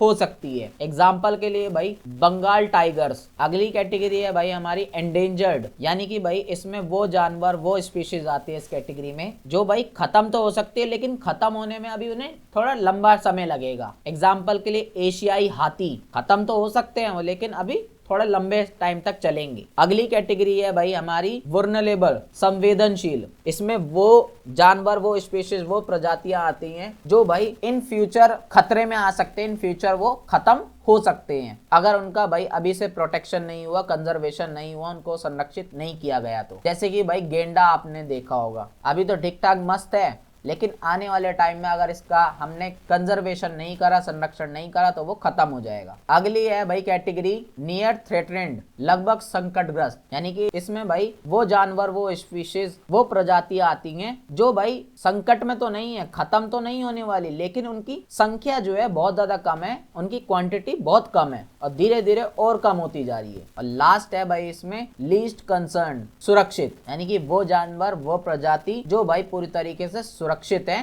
उन्हें किसी भी टाइप का कोई खतरा नहीं है, हमेशा वो बने रहेंगे इस धरती पे। एग्जाम्पल के लिए कुत्ते और गायें वगैरह जो है ये कभी खत्म नहीं होने वाले, इन्हें कोई भी दिक्कत नहीं है इनकी लिस्ट के अकॉर्डिंग। तो बस भाई यही सब चीजें आप लोगों को पढ़नी थी, समझनी थी। ये है भाई आप लोगों का 15वां चैप्टर। इसमें भाई आप लोगों से सतत विकास और स्थिरता के बारे में पूछेंगे। इंग्लिश में बोले तो भाई सस्टेनेबल डेवलपमेंट एंड सस्टेनेबिलिटी। अब सबसे पहले तो भाई आप लोगों को सतत विकास, सस्टेनेबल डेवलपमेंट का मतलब पता होना जरूरी है। इसका सिंपल सा मतलब होता है भाई विकास ऐसे तरीके से करना, डेवलपमेंट ऐसे तरीके से करना जिससे भाई जो रिसोर्सेज है, जो संसाधन है, वो आने वाली जो पीढ़ी है, आने वाली जो जनरेशन है उसके लिए भी बचा रहे। फॉर एग्जाम्पल भाई आप लोगों को पता ही है कि पानी भाई बहुत ही कम है हमारी पृथ्वी पर। अब ऐसे में भाई पानी का हम अंधाधुंध यूज करते हैं। पीने के पानी की बात कर रहा हूं मैं, खारा पानी तो बहुत है लेकिन जो पीने वाला पानी होता है वो बहुत ही कम है। अब ऐसे में भाई अगर हम इस तरीके से अंधा यूज करते रहेंगे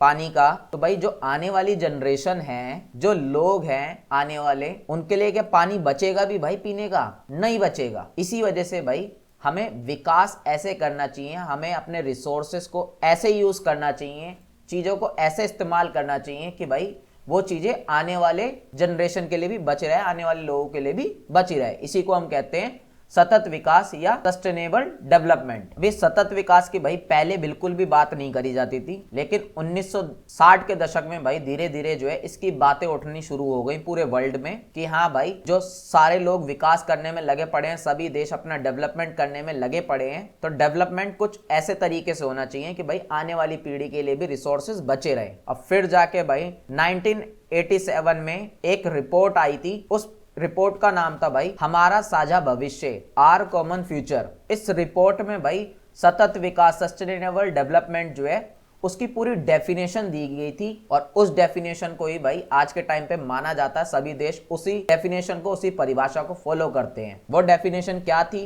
जो मैंने अभी आप लोगों को बताया, सतत विकास का मतलब वही है। अब ये सतत विकास के कुछ उदाहरण देख लें, एग्जाम्पल्स देख लेते हैं, यानी कि सतत विकास हम कैसे कर सकते हैं। तो सौर ऊर्जा और पवन ऊर्जा को बना के हम सतत विकास कर सकते हैं। अब ये सतत विकास, सस्टेनेबल डेवलपमेंट जो है भाई 3 टाइप के होते हैं, यानी कि इसके 3 प्रकार होते हैं। पहला है भाई आप लोगों का पर्यावरणीय स्थिरता, जिसे हम एनवायरमेंटल सस्टेनेबिलिटी भी बोलते हैं। अब एक चीज भाई मैं आप लोगों को बता दूं, सस्टेनेबल या सस्टेनेबिलिटी, सतत या स्थिरता कोई अलग चीज नहीं है, दोनों एक ही चीज है। तो आप लोगों को कंफ्यूज नहीं होना है बिल्कुल भी। पर्यावरणीय स्थिरता या एनवायरमेंट सस्टेनेबिलिटी का मतलब ये है कि भाई हमें प्राकृतिक जो रूप से चीजें मिली हुई हैं, नेचुरल जो रिसोर्सेज है हमारे, जैसे कि हमारा पानी है, वायु है, भूमि है, वन है, जीव जंतु है, इंग्लिश में बोले तो भाई वाटर है, एयर है, लैंड है, फॉरेस्ट है और वाइल्ड लाइफ है। जो भी चीज हमें नेचुरली मिली हुई है, प्रकृति से मिली हुई है, उनको हमें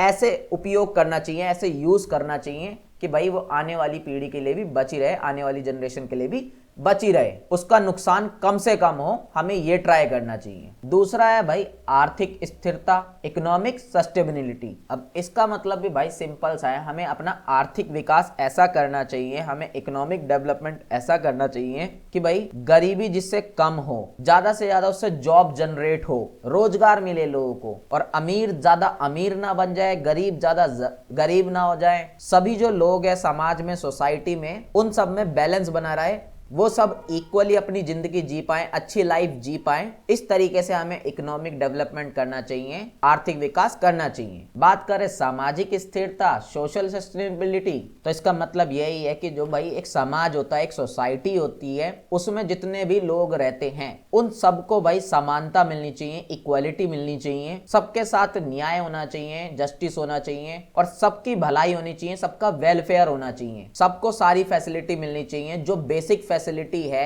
वो सारी फैसिलिटी सबको मिलनी चाहिए। लाइक भाई एजुकेशन है, सबको मिलनी चाहिए, हेल्थ फैसिलिटी है, स्वास्थ्य जिसे हिंदी में कहते हैं, रोजगार है, सबको मिलना चाहिए, और स्वच्छ वातावरण यानी कि एनवायरनमेंट भी जो है अच्छा मिलना चाहिए, जो आजकल भाई दिल्ली में तो बहुत बुरा हाल है। तो बस भाई ये 3 टाइप के सतत विकास होते हैं, एग्जाम में पूछते हैं तो आप इसे लिख दीजिएगा। अब भाई एक चीज और जान लो आप लोग कि ये जो सतत विकास हम पढ़ रहे हैं, सस्टेनेबल डेवलपमेंट पढ़ रहे हैं, इसको लेकर भाई 2015 में संयुक्त राष्ट्र संघ की जो महासभा है ना, यूनाइटेड नेशन जनरल असेंबली जो है, एक तरीके से भाई पूरे वर्ल्ड की संसद कह सकते हो, असेंबली कह सकते हो, बैठक कह सकते हो, जहां पे भाई सभी देश जो है आते हैं, एक एक इंसान आता है, सभी देश की तरफ से रिप्रेजेंटेटिव आते हैं, और पूरे वर्ल्ड के जो मुद्दे होते हैं, पूरी दुनिया के जो मुद्दे होते हैं, उन पर मिलके बात की जाती है। तो इसी वाली बैठक में, इसी वाली असेंबली में सतत विकास के लिए कुछ लक्ष्य तय किए गए थे, कुछ गोल्स जो है वो डिसाइड किए गए थे कि भाई सतत विकास के लिए ये 17 गोल्स हैं, ये 17 लक्ष्य हैं, ये 17 बातें हैं जो सभी देश को माननी पड़ेंगी। 2030 तक सभी देश को ये चीजें पूरी करनी होंगी, ये चीज डिसाइड की गई थी भाई। अब वो लक्ष्य कौन से हैं, वो गोल्स कौन से हैं भाई,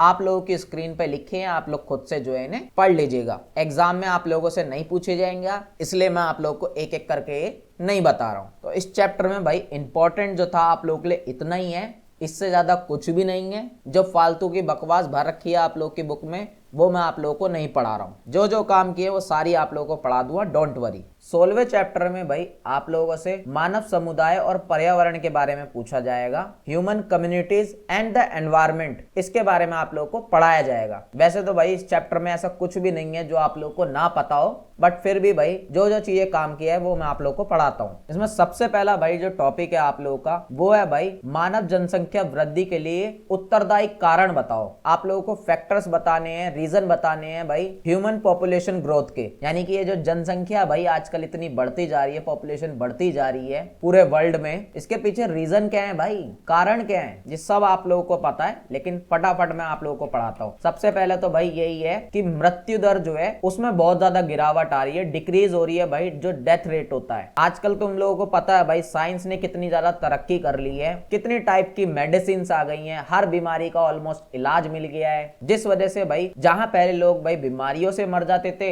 लेकिन आज वही लोग जो है बच जाते हैं बीमारियों से। साइंस ने तरक्की ही इतनी कर ली है, जिस वजह से जो भाई डेथ रेट था, मृत्यु दर थी, यानी कि जो लोग जितनी तेजी से मर रहे थे अब वो कम तेजी से मर रहे हैं, कम मर रहे हैं पूरे वर्ल्ड के हिसाब से। मृत्यु दर जो है वो कम हुई है, डिक्रीज हुई है डेथ रेट, जिस वजह से पॉपुलेशन धीरे धीरे बढ़ती जा रही है। दूसरा रीजन ये है कि भाई जो जन्म दर है, जो बर्थ रेट है, वो भाई बढ़ता जा रहा है। आप डेवलपिंग कंट्री देखोगे, विकासशील देश देखोगे, भारत जैसे देश में लोग जो है भाई बच्चे ज्यादा पैदा करते हैं, उन्हें अपना परिवार जो है बड़ा चाहिए, इस वजह से भाई बहुत से लोग जन्म लेते हैं और बर्थ रेट जो है फिर ये बढ़ता जा रहा है, जन्म दर जो है बढ़ते जा रही है, लोगों का जन्म होता जा रहा है और जनसंख्या बढ़ती जा रही है, पॉपुलेशन बढ़ती जा रही है। तीसरा रीजन है भाई आप लोगों का कृषि और उद्योग में क्रांति हो गई बहुत ज्यादा, एग्रीकल्चर और इंडस्ट्रियल रिवॉल्यूशन हो गया है, यानी कि भाई कहाँ पहले खेती बाड़ी वगैरह भी जो है छोटे मोटे लेवल पे होती थी, या औद्योगिक फैक्ट्री वगैरह भी जो है ना के बराबर होती थी, इंडस्ट्री वगैरह ना के बराबर होती थी, एग्रीकल्चर भी बहुत छोटे लेवल पे होता था। लेकिन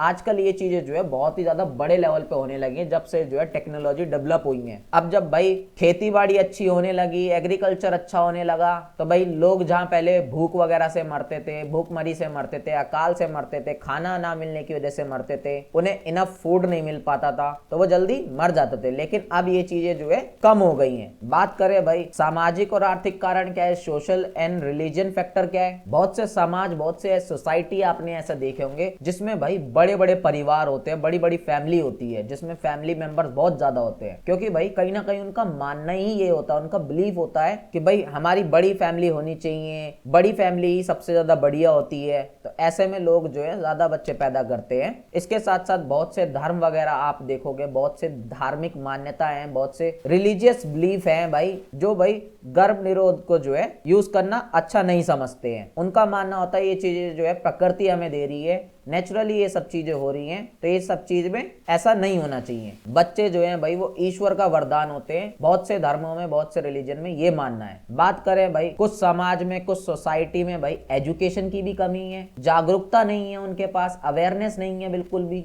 अगर वो एजुकेटेड होते, पढ़े लिखे होते, तो भाई वो फिर बच्चे जो है कम ही पैदा करते। अब बहुत से रीजन भाई ये भी है कि आजकल जो है अर्ली मैरिज हो जाती है, बहुत जल्दी जो है शादी करवा देते हैं बहुत से समाज में, बहुत से सोसाइटी में। और जिस एज में शादी वगैरह होती है आप लोगों को पता है, उस एज में क्या है, बच्चे से तो होते हैं भाई, उन्हें अकल नाम की चीज बिल्कुल भी होती नहीं है, तो उन्हें क्या पता क्या सही है उनके लिए, क्या गलत है, तो वो करके बैठ जाते हैं भाई 4-4 5-5, फिर बाद में जाके पछताते हैं। तो यही सारे रीजन थे भाई जो जनसंख्या इतनी तेजी से बढ़ती जा रही है, इंसानों की, ह्यूमंस की पॉपुलेशन बढ़ती जा रही है। अब ये जो पॉपुलेशन बढ़ रही है, इससे भाई प्रभाव क्या पड़ रहे हैं, इंपैक्ट क्या पड़ रहे हैं, हो क्या रहा है इससे पूरी दुनिया में। सबसे पहली चीज तो भाई यही हो रही है, जो हमारी प्रकृति है, जो हमारा नेचर है, उस पे बहुत ज्यादा प्रेशर पड़ रहा है, उस पे बहुत ज्यादा दबाव पड़ रहा है। जो प्रकृति हमें चीजें देती है, जैसे कि भाई पानी देती है प्रकृति, जल देती है, भूमि देती है, वन देती है, ऊर्जा देती है, बहुत सारे रिसोर्सेज नेचर हमें देता है भाई। उन सारे रिसोर्सेज का भाई बहुत तेजी से इस्तेमाल होता जा रहा है, बहुत गलत तरीके से इस्तेमाल हो रहा है, प्रेशर पड़ रहा है प्रकृति पे भी। प्रकृति इतना जनरेट नहीं कर पा रही है, नेचर इतना जनरेट नहीं कर पा रहा भाई, जिस हिसाब से हम उससे दुगनी तेजी से यूज कर रहे हैं, उसका मिसयूज कर रहे हैं। दूसरा भाई प्रदूषण हद से ज्यादा बढ़ता जा रहा है। आप खुद सोचो भाई, लोग कम होंगे तो ऑब्वियस सी बात है गाड़ियां कम चलेंगी, सारी चीजें कम होंगी, तो पॉल्यूशन भी जो है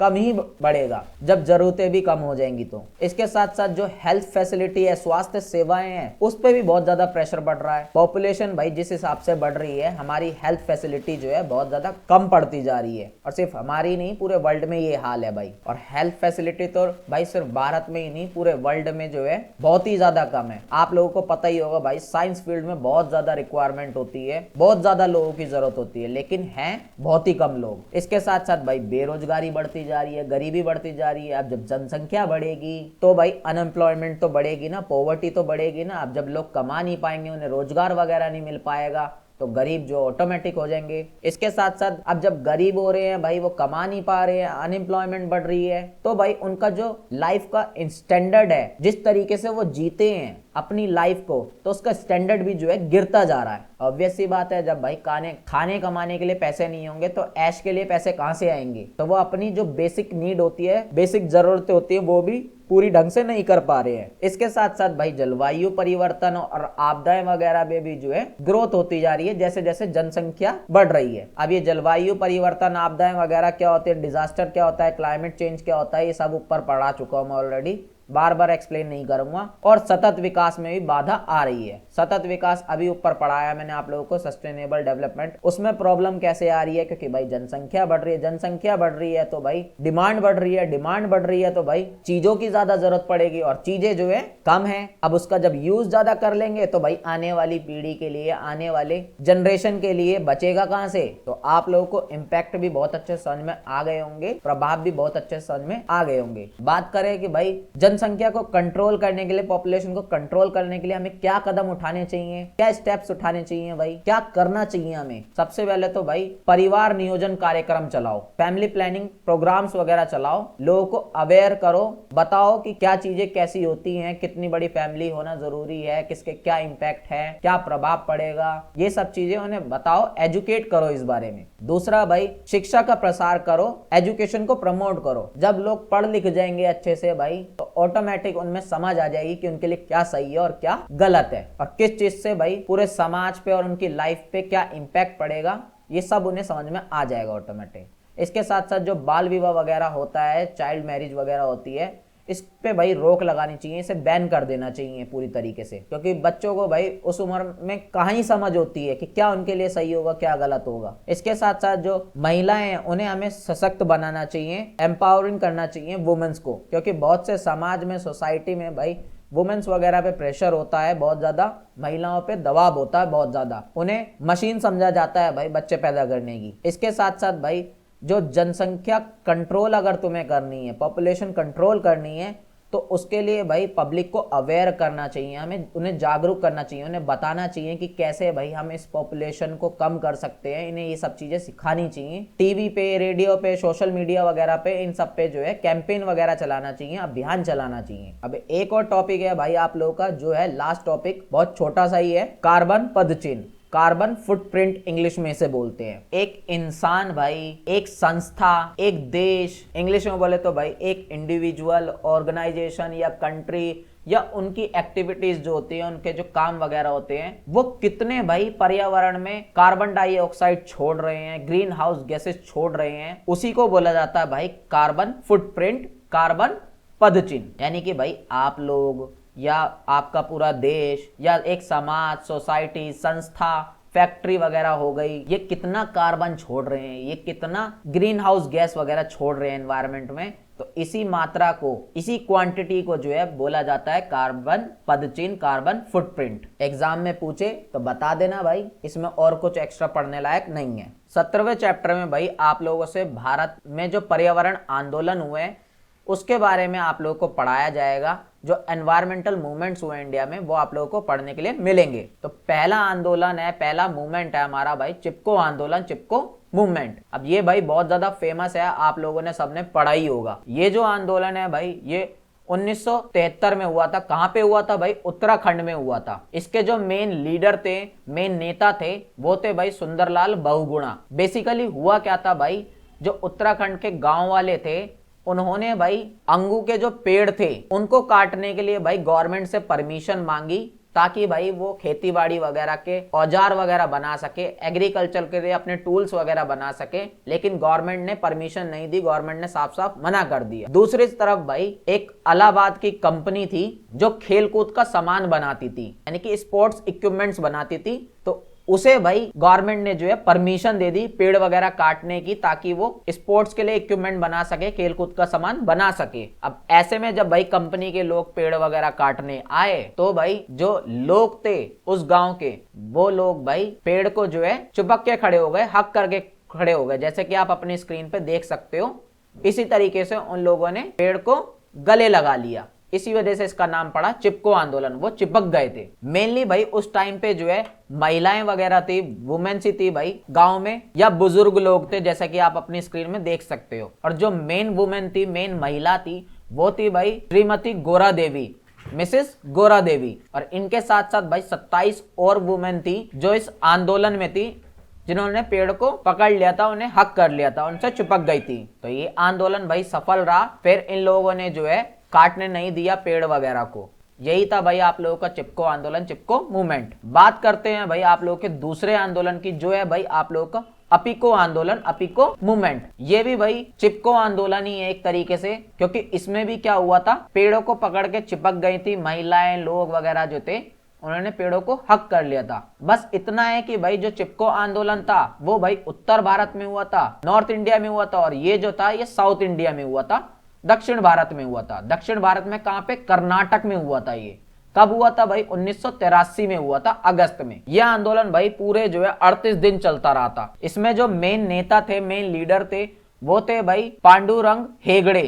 इनका नाम याद रखना, पेपर में भाई पूछा जा सकता है एमसीक्यूज वगैरह में। बेसिकली भाई ये जो लोग थे गांव के, इन्होंने भाई सर्वे करा आसपास के जंगलों का। इन्हें पता चला कि भाई जंगल जो है वो काटे जा रहे हैं धीरे धीरे करके। ऐसे में भाई जब इन लोगों को पता लगा तो इन्होंने भाई पेड़ों को जो है बचाने के लिए कटने से पेड़ों को हक कर लिया, उनसे चिपक गए। इसी वजह से भाई इसे जो है चिपको आंदोलन के साथ बोला जाता है, दक्षिण भारत का चिपको आंदोलन भी बोला जाता है। आप लोग अपने स्क्रीन पे देख सकते हो, इसी तरीके से जो है इन्होंने पेड़ों को पकड़ लिया था, हक कर लिया था, चिपक गए थे। अगला जो आंदोलन है वो है भाई आप लोग का साइलेंट घाटी आंदोलन, साइलेंट वैली मूवमेंट। अब ये साइलेंट वैली क्या है पहले मैं आप लोगों को दिखा देता हूँ। ये जो आप भाई घाटी देख रहे हो इसी को बोला जाता है साइलेंट घाटी, साइलेंट वैली, जिसमें भाई दोनों तरफ जो है पहाड़ होते हैं और बीच में जो है सपाट होती है, इसी को वैली बोला जाता है। ये बीच में आप लोगों को नदी देखने के लिए मिल रही होगी।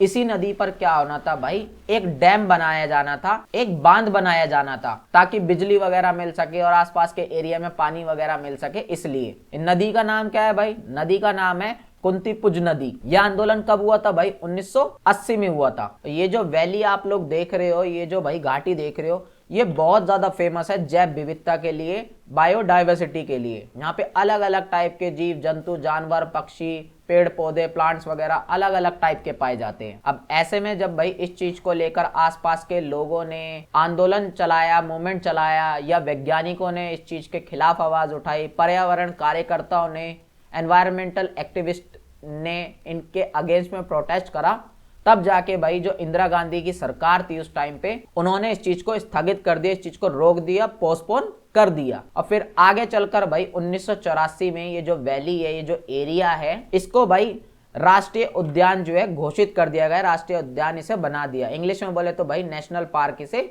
बना दिया, डिक्लेयर कर दिया। यही था भाई पूरा आप लोगों का साइलेंट वैली आंदोलन। अब अगला है भाई आप लोगों का राजस्थान का बिश्नोई आंदोलन, या आप बिश्नोई मूवमेंट ऑफ राजस्थान भी बोल सकते हो। अब ये पहले बिश्नोई क्या है ये समझो। बिश्नोई जो है एक वहां का समुदाय था, एक कम्युनिटी थी जो भाई प्रकृति से, नेचर से जो है बहुत ज्यादा प्यार करते हैं। अब ऐसे में भाई बात है ये 1730 की। 1730 में भाई जोधपुर में एक राजा थे, जो थे भाई राजा जय सिंह। इन्हें भाई अपने महल वगैरह में जो है लकड़ी का काम वगैरह कराना था। उसके लिए भाई इन्होंने जो है लकड़ी काटने के लिए अपने कर्मचारियों को भेज दिया, अपने वर्कर वगैरह को भेज दिया कि जाओ भाई लकड़ी वगैरह काट के लेकर आओ। अब ऐसे में भाई जो बिश्नोई कम्युनिटी के लोग थे, उन्होंने इस चीज के खिलाफ आवाज उठाई। उन्होंने सैनिकों को, वर्कर्स को रोकने की कोशिश करी, लेकिन सैनिक और वर्कर्स जो है वो नहीं रुके। सोल्जर्स जो थे राजा के, वो नहीं रुके। तो जो अमृता देवी थी, ये नाम है भाई अमृता देवी, इन्होंने भाई जब देखा कि सैनिक नहीं मान रहे ऐसे, तो इन्होंने भाई पेड़ को जो है अपने आप से चिपका लिया, पेड़ को हक कर लिया। लेकिन भाई जो सैनिक थे, जो सोल्जर्स थे, जो कर्मचारी थे, वर्कर्स थे, वो फिर भी नहीं रुके। उन्होंने पेड़ काटना कंटिन्यू रखा और साथ ही साथ भाई जो अमृता देवी थी उनकी भी हत्या कर दी, उनको भी मार दिया, उनका भी मर्डर कर दिया। फिर अमृता देवी के बाद भाई उनकी 3 बेटियां जो है वो भी पेड़ से चिपक गई, लेकिन सैनिक फिर भी नहीं रुके, उन्होंने उन्हें भी मार दिया। और ऐसे करते करते भाई पूरे गांव के, पूरी कम्युनिटी के, बिश्नोई कम्युनिटी के 363 लोग मर गए थे। लेकिन राजा और राजा के लोग फिर भी नहीं रुके। आप लोग भाई इस पिक्चर में जो है देख सकते हो अपनी स्क्रीन में। यही था भाई पूरा आप लोगों का राजस्थान का बिश्नोई मूवमेंट या आंदोलन आप बोल सकते हो। अब जो लास्ट भाई आप लोगों का आंदोलन है वो है भाई आप लोगों का नर्मदा बचाओ आंदोलन। इंग्लिश में बोले तो भाई सेव नर्मदा मूवमेंट। अब नर्मदा क्या है भाई, आप सबको पता है नर्मदा जो है एक नदी है जो भाई गुजरात, महाराष्ट्र और मध्य प्रदेश से होती हुई जाती है, बहती है। अब जो पंडित जवाहरलाल नेहरू थे, हमारे देश के फर्स्ट प्राइम मिनिस्टर जो थे, उन्होंने भाई इस नदी पे जो है एक डैम बनवाया था, एक बांध बनवाया था, जिसका नाम था भाई सरदार सरोवर बांध। और ये भारत का सबसे बड़ा दूसरा बांध है, यानी कि दूसरे नंबर पे आता है भाई बड़े के मामले में ही। इसकी जो ऊंचाई है ना भाई वो 163 मीटर थी। अब ऐसे में भाई जब बांध बना, ये डैम जब बना था तब तो कोई दिक्कत नहीं हुई, लेकिन टाइम टू टाइम जब भाई ये बांध बन गया उसके बाद दिक्कत आनी शुरू हुई। आसपास के लोगों को दिक्कत आई, जिससे जो है आसपास के गांव वगैरह सारे डूबने लगे, पानी वगैरह उनमें भरने लग गया। तो ऐसे में उन लोगों ने जो है इस चीज के खिलाफ प्रोटेस्ट करा, आवाज उठाई। ये आंदोलन भाई बहुत लंबे समय तक चलता रहा। फिर जाके भाई मामला जो है सुप्रीम कोर्ट में गया और सुप्रीम कोर्ट ने फिर भाई आदेश दिया, गवर्नमेंट को ऑर्डर दिया कि भाई ये जो लोग जिन्हें परेशानी हो रही है इनके लिए कोई ना कोई व्यवस्था की जाए, इनके लिए कोई ना कोई जो है फैसिलिटी की जाए। फिर गवर्नमेंट ने जो है भाई इनको जो है रहने वहने के लिए अलग से जगह प्रोवाइड करी, मकान वगैरह दिए। तो ये भी जो आंदोलन था वो सफल रहा। बात करें इसके मेन लीडर कौन थे, मेन नेता कौन थे, तो भाई उनमें आप नाम याद रखना मेघा पाटेकर का, ये मेन लीडर थी उस टाइम पे। तो बस भाई आपके जो चैप्टर था इसमें इतना ही था, इतना ही आप लोगों को सारे मूवमेंट्स वगैरह पढ़ने थे। 18वें चैप्टर में भाई आप लोगों को आपदा मैनेजमेंट या आपदा प्रबंधन के बारे में पढ़ाया जाएगा। इंग्लिश में बोले तो भाई डिजास्टर मैनेजमेंट के बारे में आप लोगों को बताया गया है। अब सबसे पहले तो भाई ये आपदा होती क्या है, डिजास्टर होता क्या है, ये समझो। हालांकि आप लोगों को पता ही है बट फिर भी मैं बता देता हूँ। बाढ़, भूकंप, सुनामी, ज्वालामुखी का फटना, इन सबको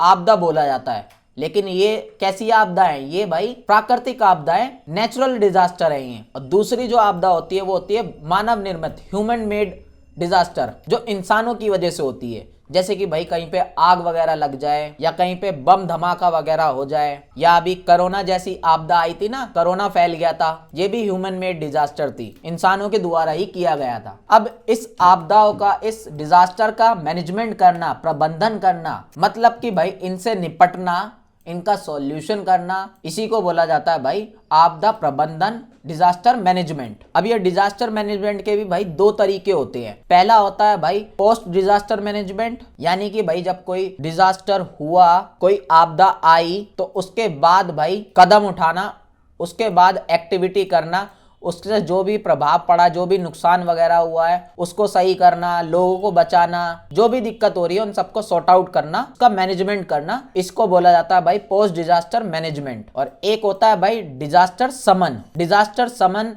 को इंग्लिश में बोलते हैं भाई डिजास्टर मिटिगेशन। अब ये क्या है भाई, ये वो काम है भाई जो डिजास्टर आपदा होने से पहले किए जाते हैं। मान लो भाई अगर आप लोगों को पता है कि भाई यहाँ पे सुनामी आने वाली है, तो भाई पहले से कुछ करोगे ही क्या, ऐसे बैठे रहोगे कि आन दो पहले फिर करेंगे, नहीं ना। तो ऐसे ही जब भाई डिजास्टर आने से पहले ही मैनेजमेंट करके रखते हैं, प्रबंधन करके रखते हैं हर चीज का, तो उसी बोला जाता है भाई डिजास्टर समन, डिजास्टर मिटिगेशन। अब इनमें क्या क्या किया जाता है वो आप यहाँ पे डिटेल में पढ़ सकते हो। आप लोगों को ये सब चीजें पहले से ही पता है, बस अलग अलग वर्ड यूज करके ये लोग बोल देते हैं, इसलिए आप लोग को समझ में नहीं आता है। अब ये जो डिजास्टर मैनेजमेंट पढ़ रहे हैं भाई, इसकी एक साइकिल होती है। ये जो आपदा प्रबंधन होता है इसका एक चक्र होता है। तो इसके बारे में भाई एग्जाम में आप लोगों से पूछा जा सकता है कि डिजास्टर मैनेजमेंट साइकिल जो है इसके बारे में बताओ, आपदा प्रबंधन का चक्र जो है इसके बारे में बताओ। या सिंपली बोलूं तो भाई जब कोई आपदा वगैरह आती है, कोई डिजास्टर होता है, तो उससे निपटने के लिए भाई कुछ काम करते हो कि नहीं करते हो,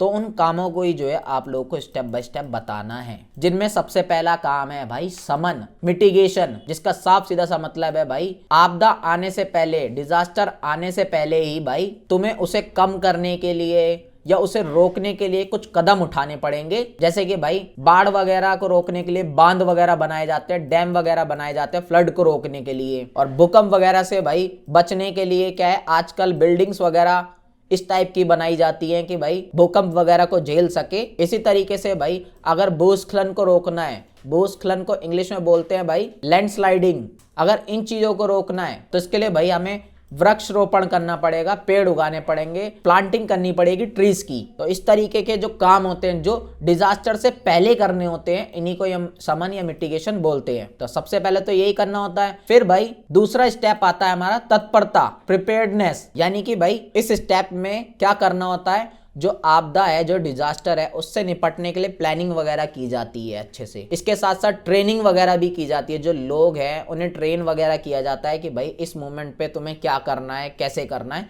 ये पूरी ट्रेन वगैरह किया जाता है। उनको प्रैक्टिस कराई जाती है, ड्रिल वगैरह कराई जाती है, ये सारी चीजें होती हैं ताकि जब एक्चुअल में आपदा आए, डिजास्टर आए, तो उसको अच्छे से मैनेजमेंट कर पाए, उसका अच्छे से प्रबंधन कर पाए। इसके बाद आता है भाई अगला स्टेप प्रतिक्रिया, रिस्पॉन्स। अब जब भाई आपदा आ जाती है, डिजास्टर आ जाता है कोई भी, तो उसके बाद तुरंत कोई काम करना होता है ना, लोगों को बचाना होता है, जो भी नुकसान हुआ था उससे निपटना होता है, तो उसी को बोलते हैं प्रतिक्रिया, रिस्पॉन्स करना। जैसे कि भाई लोगों वगैरह को बचाओ, जो घायल लोग हैं उन्हें भाई फटाफट हॉस्पिटल वगैरह भेजो, लोगों को अगर भोजन पानी वगैरह की दिक्कत हो रही है तो उन्हें वो सुविधाएं वगैरह वो सर्विस प्रोवाइड कराई जाए, जो जान माल की हानि हुई है, जो भी लॉस वगैरह हुआ है लाइफ का, प्रॉपर्टी का, उसको मिनिमाइज किया जा सके कम ज्यादा से ज्यादा। तो ये जो सारे एक्शंस होते हैं, ये जो सारे काम होते हैं, इसको हम रिस्पॉन्स या प्रतिक्रिया बोलते हैं। इसके बाद अगला स्टेप आता है भाई पुनर्वास या पुनर्निर्माण, रिकवरी इंग्लिश में बोल सकते हो आप। यानी कि भाई जब आपदा है, जो डिजास्टर है वो आके चली गई,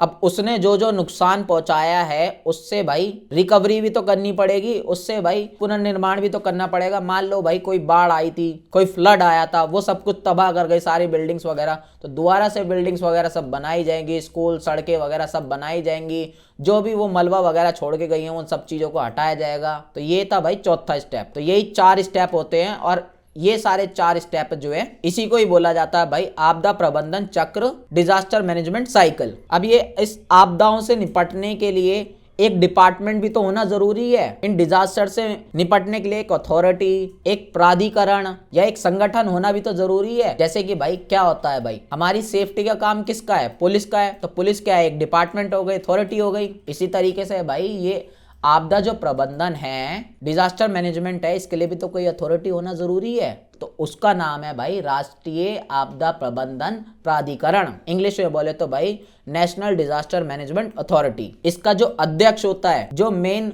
चेयरमैन होता है, वो होता है भाई प्राइम मिनिस्टर, प्रधानमंत्री। और जितने भी भाई अभी तुमने सारे डिजास्टर मैनेजमेंट पढ़ा है ऊपर कि कैसे होता है, क्या क्या करना होता है, क्या क्या स्टेप्स को फॉलो करना होता है, वो सारे काम किसके हैं? वो सब इसी के अंडर में आते हैं, इसी डिपार्टमेंट के अंडर में आते हैं। तो इसके बारे में और कुछ जानना भाई आप लोगों को जरूरी नहीं है। वही सारे भाई मैनेजमेंट जो साइकिल पढ़ी है हमने, डिजास्टर मैनेजमेंट साइकिल या आपदा प्रबंधन चक्र जो है वही जो है करता है ये अथॉरिटी, ये डिपार्टमेंट। अब आगे है भाई आप लोग का भारत में जो भी आपदाएं वगैरह आती हैं, जो भी भाई डिजास्टर आती हैं इंडिया में, जैसे कि भाई बाढ़ हो गई, भूकंप हो गई, सुनामी हो गई, तो उनके कारण बताने होंगे आपको, प्रभाव बताने होंगे या शमन के उपाय बताने होंगे, यानी कि बचने के तरीके बताने होंगे, मैनेजमेंट के तरीके बताने होंगे, कॉजेस क्या है, इफेक्ट क्या है, मिटिगेशंस के, ये सब आप लोगों को बताने पड़ेंगे। वैसे तो भाई मैंने एक एक करके सबके बारे में लिख रखा है। जैसे कि सबसे पहले भाई बाढ़ के बारे में, फ्लड के बारे में हर चीज आपको बताई हुई है। फिर भाई आप लोगों को भूकंप के बारे में हर चीज जो है मैंने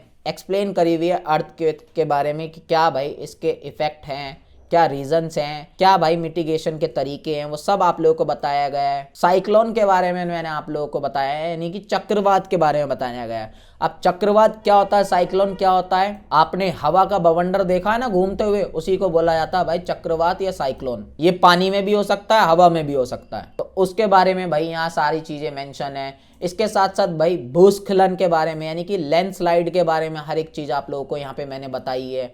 अब ये क्या होता है भाई भूस्खलन, लैंडस्लाइड, यानी कि जमीन वगैरह पहाड़ों पे खिसक जाती है ना, पूरा पहाड़ कभी कभी खिसक जाता, तो उसे भूस्खलन या लैंडस्लाइड बोला जाता है। इसके साथ साथ सुनामी के बारे में भी हर चीज जो है यहाँ पे मैंने पढ़ाई है। आप लोगों को ज्यादा डेप्थ में पढ़ने की जरूरत नहीं है, एक एक दो दो लाइन के पॉइंट आप लोगों को बस पता होने चाहिए, काफी है। अब लास्ट में भाई आप लोगों को जो है इस चीज की पूरी टेबल दे दी है मैंने। टेबल आप लोग देख सकते हो भाई अपने स्क्रीन पर। ये जितने भी टॉपिक हैं भाई, ये ऐसे टॉपिक हैं जिनके बारे में आप इजिली बना के लिख सकते हो। सब कुछ मैं आप लोगों को ऊपर ही पढ़ा चुका हूँ, समझा चुका हूँ। तो मेरे को नहीं लगता भाई एक एक करके तुम्हें जो है सारे डिजास्टर क्या है, सारे भाई आपदाएं वगैरह क्या है, उनके बारे में पढ़ाऊं, उनके कॉजेस क्या हैं, उनके कारण क्या हैं वो बताऊं, उनके प्रभाव क्या होते हैं फिर वो बताऊं, फिर उनके समन के यानी कि मिटिगेशन के जो तरीके हैं वो बताऊं, उनसे बचने के तरीके या मैनेजमेंट के बोल सकते हो, प्रबंधन के बोल सकते हो। ये सब चीज़ें ऊपर ऑलरेडी मैं आप लोगों को समझा चुका हूँ और बना के तो भाई थोड़ा बहुत आप लोग लिख ही सकते, क्योंकि ये सब बहुत सारी चीजें जो है कॉमन है। तो बस भाई आप लोगों के सिलेबस में इतना ही था। जो आप लोगों का 19वां चैप्टर है भाई, उस चैप्टर में जो है कुछ भी नहीं है। आप लोगों से सर्वे वगैरह करवाया जाएगा, सर्वेक्षण करवाया जाएगा, यानी कि एक तरीके से प्रैक्टिकल वर्क है वो। एसयूएल के बच्चों को तो नहीं करना है कोई भी, लेकिन उसमें जो है 19वें चैप्टर में सारा प्रैक्टिकल वर्क के बारे में दे रखा है कि कैसे कैसे क्या क्या तुम लोगों को करना है। तो उससे भाई एग्जाम में कोई भी क्वेश्चन वगैरह नहीं आएगा, इस चीज की गारंटी मैं लेता हूँ, क्योंकि उसमें पढ़ाया कुछ गया ही नहीं है भाई, तो क्वेश्चन कहाँ से आएगा। तो यहाँ पे आप लोगों का कंप्लीट सिलेबस जो है खत्म होता है। यही सिलेबस आप लोगों को पढ़ के जाना है, मैं गारंटी दे देता हूँ, इससे बाहर कुछ नहीं आएगा। नोट्स को भाई एक बार जरूर पढ़ लेना, नोट्स का लिंक नीचे डिस्क्रिप्शन में मिल जाएगा, अदरवाइज व्हाट्सएप पे कांटेक्ट करके भी आप लोग नोट्स खरीद सकते हो। चैनल को सब्सक्राइब करना, वीडियो को लाइक करना, एक प्यारा सा कमेंट जरूर छोड़ देना हमारी मोटिवेशन के लिए, और हमारा Telegram group, WhatsApp channel, Instagram channel भी ज्वाइन करना मत भूलिएगा। मिलते हैं नेक्स्ट वीडियो में।